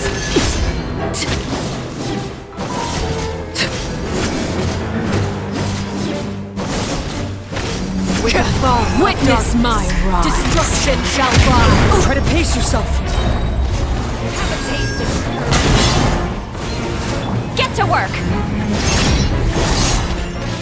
Yeah! Watch out! Teamwork is dreamwork! Commendable. Watch out for Father's movements! This shall not be my fate.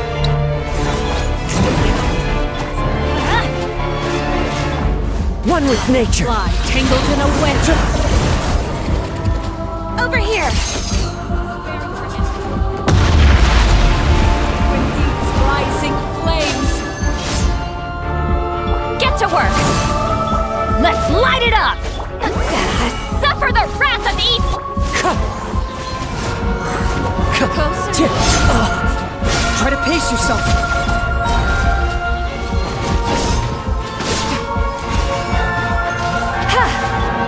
Into the wind.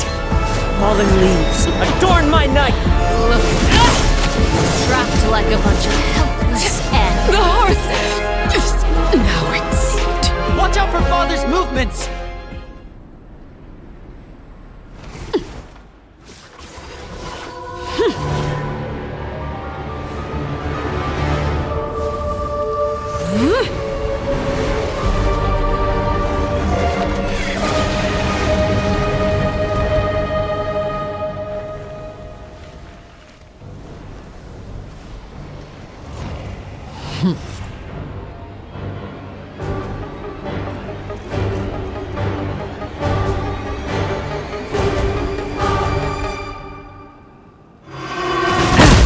Watch out for Father's movements! Look out! My blade is all that remains.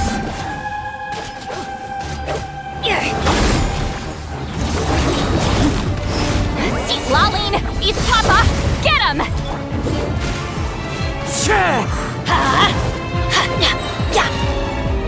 Now's our chance! Over here!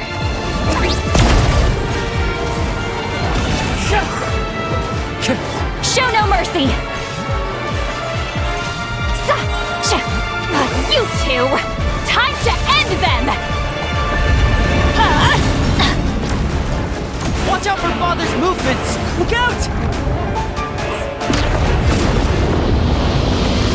Off we go!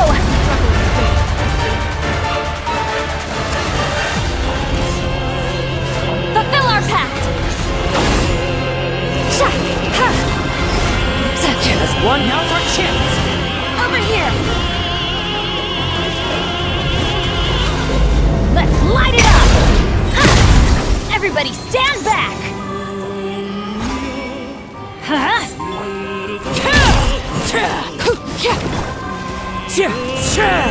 Get to work! Watch out for Father's movements! Look out!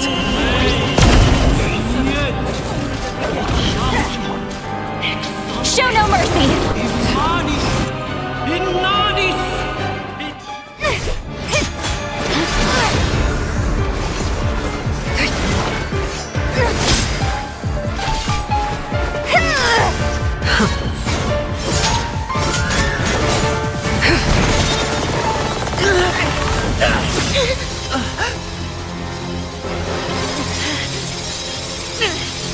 You should know better than to crowd in one place.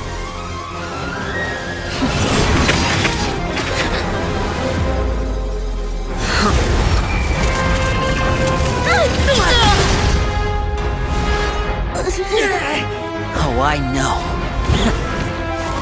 No! I'm sorry!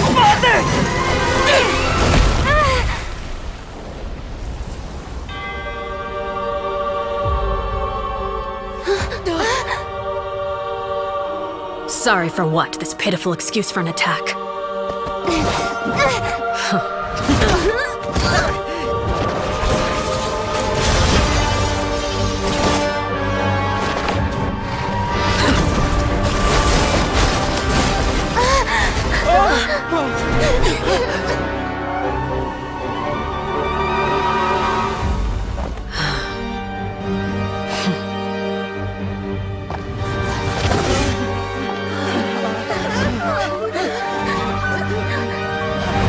Father, no!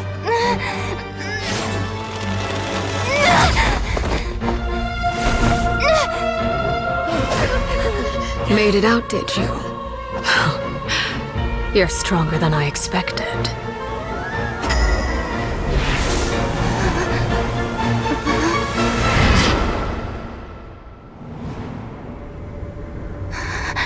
A crimson moon. I can't move.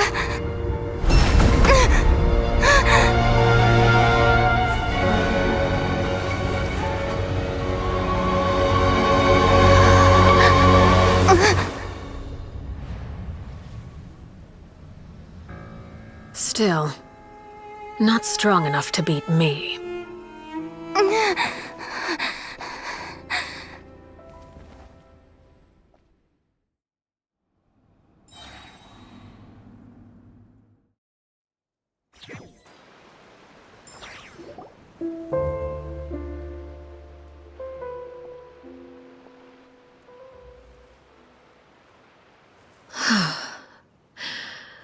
I believe we can end things here. It's not often that we get to enjoy the company of guests, after all. We wouldn't want things to get too out of hand. Brother, are you all right? Lenny! Given that I am the victor of this duel, as agreed, the punishment stands. No! I never thought things would end like this. However, everyone involved in the duel demonstrated a remarkable level of strength and determination. In light of this, I'm prepared to change the method of execution. Elwar, the bottled flames I gave you for safekeeping. Do you still have them? Yes? I wasn't sure what they were for, but I've kept them super safe. I didn't lose a single one. Wonderful. Then, in just a moment, I'll have you administer them. Bottled flames? Indeed. They're the product of a secret experiment. Under certain special circumstances, flames can be extracted from my person and preserved. Once ingested, searing pain will spread across every inch of your body. No harm will come to you physically, but your memories will be burned away. If you can withstand the pain. When you awake, you'll have forgotten everything you know about the House of the Hearth, and will be expelled from the organization.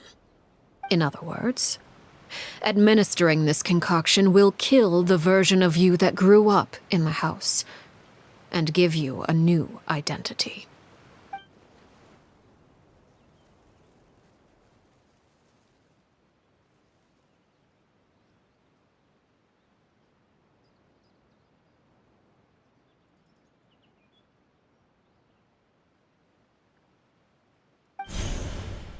Memory is a mysterious thing indeed.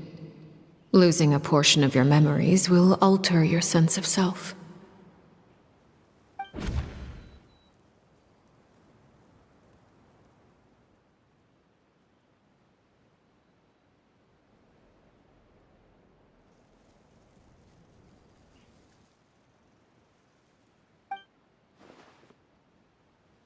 So, you're just letting us go, Father?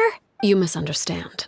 Memories are extremely important. Once consumed by flame, the version of you standing before me will die, and our secrets will die with you. So no, I don't intend to just let you go, because the person who survives will be nothing but a stranger. Even so, Even so, I won't have to live in fear anymore. I'm sorry, Father. I'm sorry I let you down. But I really... Don't cry, Filial. You haven't left the house yet, so there are still rules to be followed, yes.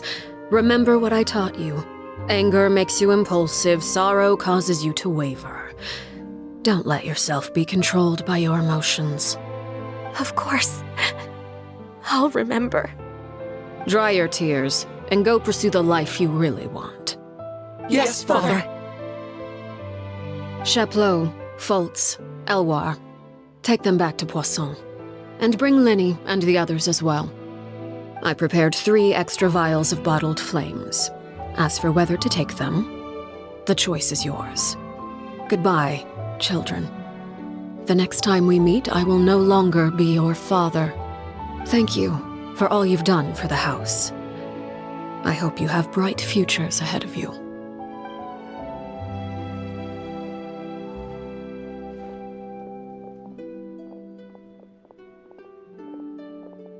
Father.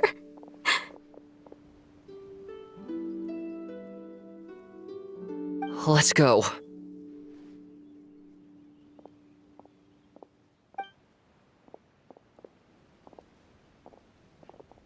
Here, grab my arm, Linny. I'll help you walk back. Thank you.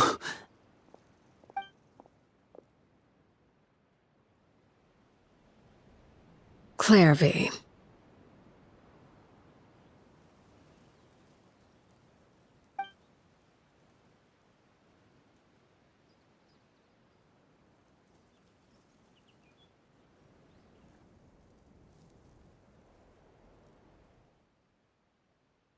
Can we talk now? I've been waiting for a super long time. You really are Perry, aren't you?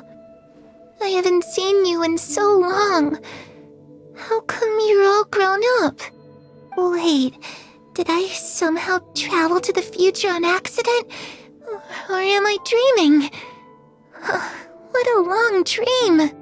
Neither. You died, Clairvy. That's what happened. You could have at least sugarcoated it a little. Look, she's done speechless.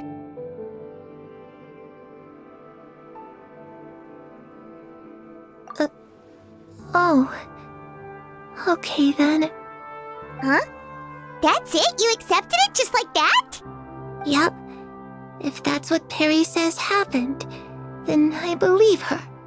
Perry wouldn't lie to me. Plus, I don't really need to know why I'm like this. I'm more curious about what happens in the future. If you're a harbinger now, Perry, that means Mother is gone, isn't she? Can you tell me about it? I want to know what happened to her. And to me. You never stopped trying to defy fate. At first, no one believed you. You could only vent your frustrations to the moon. In fact, you often sought comfort in the night sky. You wanted to see the aurora, so one night we promised each other we would go to Snezhnaya to see it together. Later on, you tried to run away, but you were brought back each time. Mother spared your life, but it wasn't out of kindness. Instead, she decided to make an example of you by slowly torturing you over time. That way, the other children would know what happens to traitors. Still, you never gave up. Mother hoped that through ruthless duel after ruthless duel, she would be able to crown an ultimate victor among the children she raised. But you called on everyone to unite, to fight to a draw in order to reduce casualties. Your efforts may have only delayed the inevitable, but still. You gave them hope. You tried everything you could think of, but every attempt ended in failure. Still, you never turned your sword on Crucibina, and you never turned it on me. On that gloomy day, you told me, "For the last 16 years of my life, I've done everything I can to fight for freedom. But now, I realize that the only freedom I truly possess is the freedom to choose to die." I never imagined I would say something like that. I must have been feeling really worn down. But somehow, I still think I understand. According to Mother's plan, only one of us was going to make it until the end. And I always hoped that person would be you. If I could do it all over again, I still don't think I would make a different choice. Even when I first met you, I knew you'd be able to do what I couldn't. Is that so? Even now, I'm not sure I truly understand what kind of freedom you were trying to pursue. But as the head of the House of the Hearth and as the children's father, I've tried to give them the most basic of freedoms. The freedom to choose their own fate. It's something I discussed with the Iudex of Fontaine.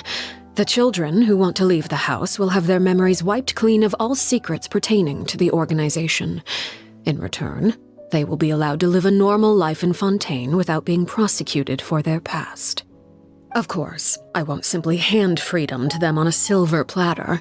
They have to fight for it and prove themselves worthy of it. Only freedom that is earned has true value. That's more than enough.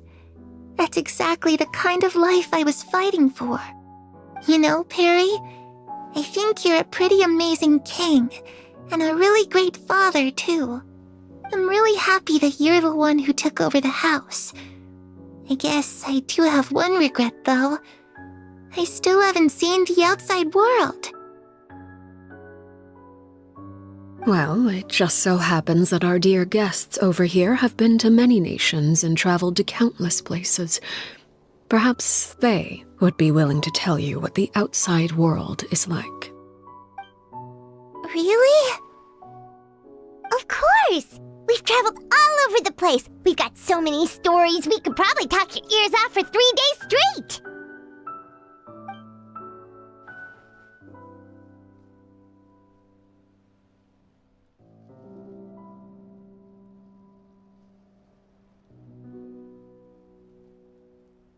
You know, I used to dream of being a bard. Playing the lute while singing into the winds of freedom. Even if there was no one there to listen, I would have continued to sing no matter what.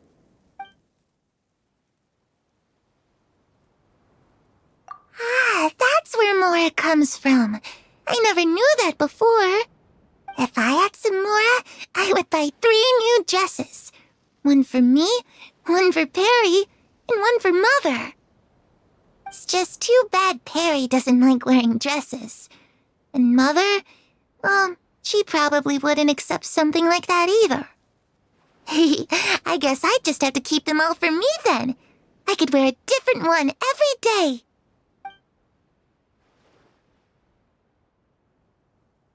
Those yokai you mentioned, what do they look like? I once saw a drawing of this one guy with horns on his head and a super scary face. Are there any yokai like that? Oh, sounds like you're talking about an Oni. Yep, we've met one, and let Paimon tell you, they're not nearly as scary as they look.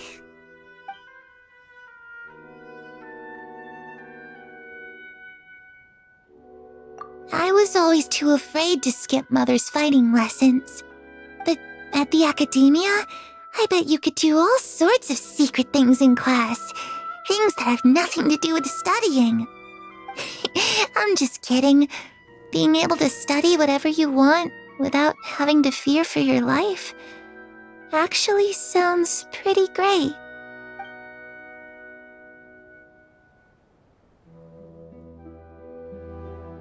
The situation was super dangerous. Lenny and Lynette were accused of committing a crime, and they were going to have to stand trial at the Opera Epicles. Oh no, that must have been hard for all of you. What happened next? Don't worry, we were able to turn the situation around super quickly, all thanks to Detective Paimon, of course. How'd you do that? Come on, tell me. Okay, so it was like this. After the failed magic show, we rushed to the scene and...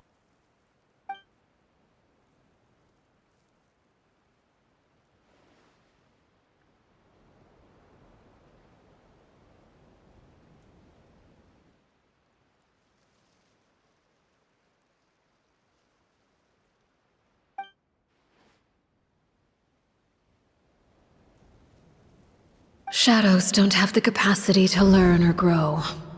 Any new information they encounter is quickly forgotten over time.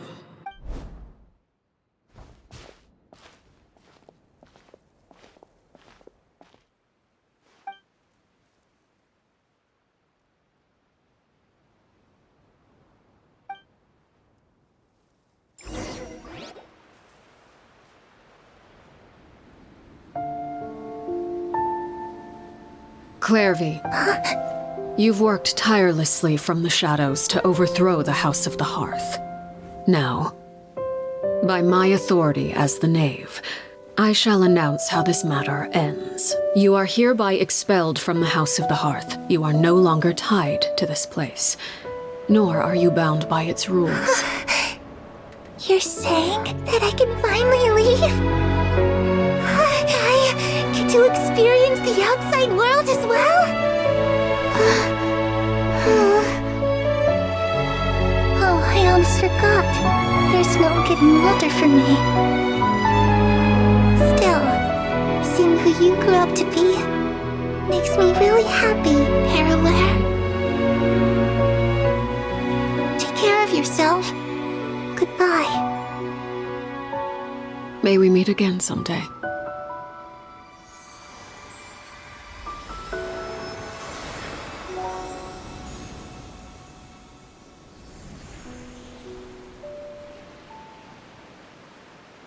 Clairvy. She left so soon. Paimon didn't even get to finish her story. I also have certain sentiments left unsaid. I wanted to tell her that the aurora I saw in Snezhnaya was just as beautiful as the ones in the pictures. But a shadow's memories reset at dawn. Had we delayed any longer, we wouldn't have had the time to say goodbye. Whatever regrets may linger, let them be lost to the coming of a new day. Father? It's Linny! Hey, Linny!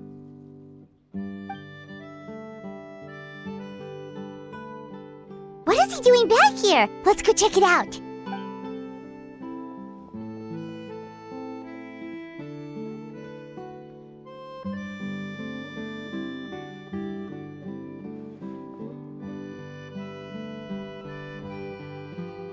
Father, the bottled flames have been administered. Filial and the others have left the house. And you? What have you decided? Thank you for giving us that choice, Father. But we never wanted to leave the house. It's the only home we've ever known. Lynette and Fremine feel the same way. They're recuperating back at the Hotel Bouffe Tété. But I decided to come back and tell you where we stood. I'm sure you're well aware of the expectations I have for you.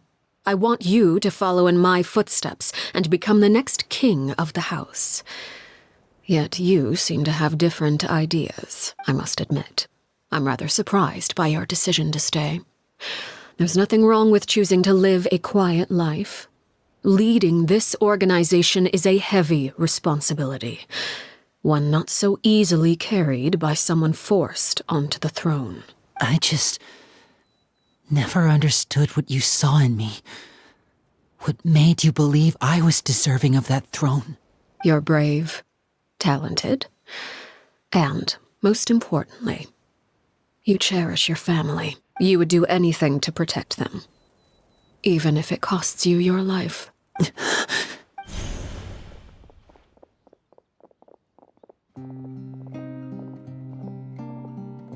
Speaking up back there was so brave of you, Linny. It's all thanks to you that we were able to convince Father to back down. You're a hero, Linny. Hero? Father is the real hero. Had Father gone all out during the duel, there's no way I would have walked away with my life. She must have had it all planned from the beginning, from the very moment she suggested a duel. I'm not deserving of that title. I'm not strong enough or smart enough. You're wrong. In my opinion, all you need to be deserving of the throne is conviction and the necessary strength to act on it. We may have different ideas of what it means to be a family, but you can hardly be said to lack conviction. What you truly lack is strength. For someone of your talent, though, that's something that will come with time. Even without that strength, you still chose to face me in a duel, even though the odds were stacked against you. That capacity to honor your convictions is what I truly see in you. Father. No one knows what the future holds, what tragedy or triumph may be in store. Being at the head of this organization requires the strength of will to face whatever comes. Caution will only hold you back. If reaching a certain standard were required to go after what you want, I would never have succeeded in killing my predecessor. Back then, there was still a considerable gap between our abilities. Strength may decide the ultimate victor, but those who let a lack of strength dictate their decisions or undermine their convictions will never be worthy of the throne. I understand, Father. Thank you. Children must grow up to surpass their parents. Only then can a family continue to flourish. The road ahead is not an easy one. So I'll ask you one last time. Are you certain you want to stay? You've done so much for me, Father, and that kindness must be repaid. Plus, with Project Stuja at hand, there are many dangers ahead, and I, for one, don't intend to back down. Protecting my family at all costs. That's my conviction. Then you're welcome to stay. As for Project Stuja, you need not be too concerned. If those cowardly businessmen and heartless dignitaries try to take us down, I'm prepared to teach them a lesson. Having members who longed for the light was our organization's last weakness. With those members no longer among our ranks, the House of the Hearth is like a spider hiding in the shadows. We need only wait for our prey to come to us. At present, our imperative is to use their plan to our advantage. In doing so, a crimson moon shall rise amid the frigid blizzards of winter. No demonstration of loyalty shall go unrewarded, and no sacrifice shall be in vain. As for the two of you, whether we meet again as friend or foe, I'll remember the camaraderie we shared in this moment, no matter how arduous the journey ahead. I hope we both reach our desired destination.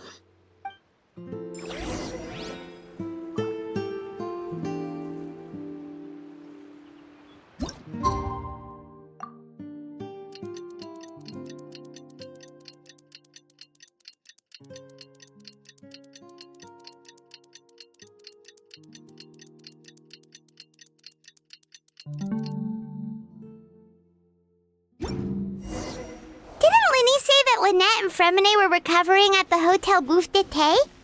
Oh, Paimon wonders how they're doing. Maybe we should go check on them.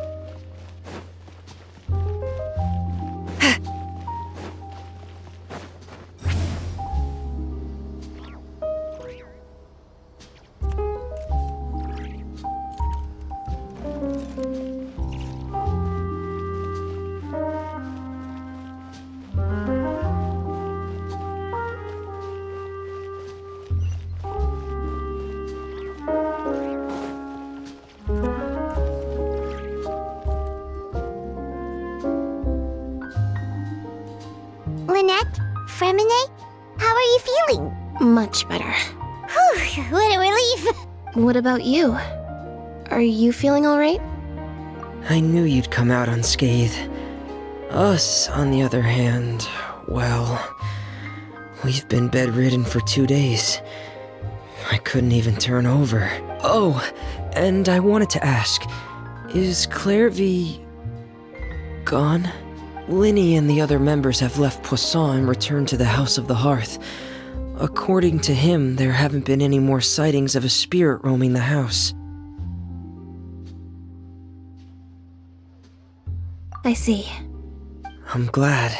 Father came to check up on us 2 days ago and told us about what happened with Crucibina and Clairvy. Actually, I've met Crucibina before. Wait, what? You've met the former knave? Crucibina died a year after Clairvy. It was during the year between their deaths that I joined the House of the Hearth. Crucibina had an extremely cruel and radical way of doing things. While she was alive, the atmosphere in the house was suffocating.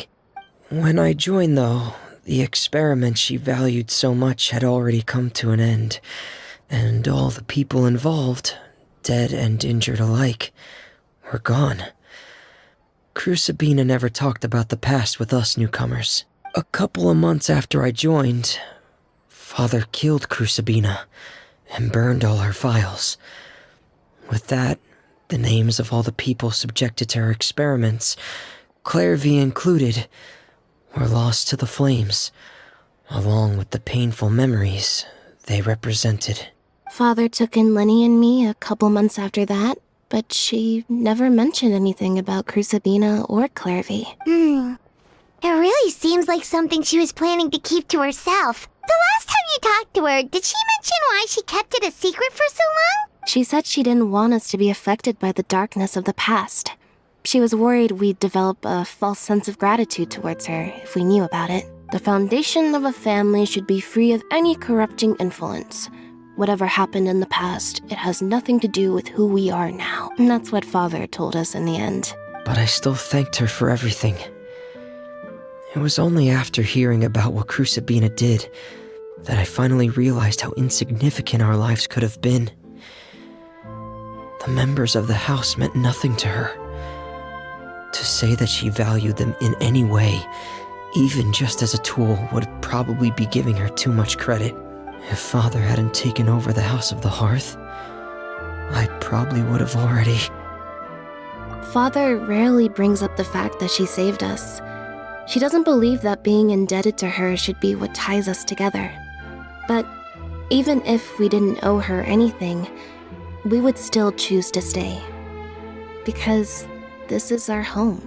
We may have arguments or times when we feel wronged. Some people may even choose to leave. But as long as Father is here, we will always have a home.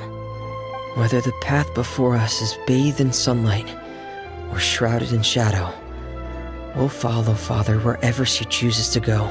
So I wanted to say thank you for helping us make it through this crisis. Without your help, I could have lost a lot more along the way. Oh, we didn't do anything, really. Of course. You're welcome anytime. Are Philly and Toy okay? I actually saw them at a cafe this morning. They didn't recognize me. From what I could tell, they were drinking coffee and talking about one of the operas that started running recently. They seemed happy. If I had to take a guess, I would say they finally found the kind of life they always wished for.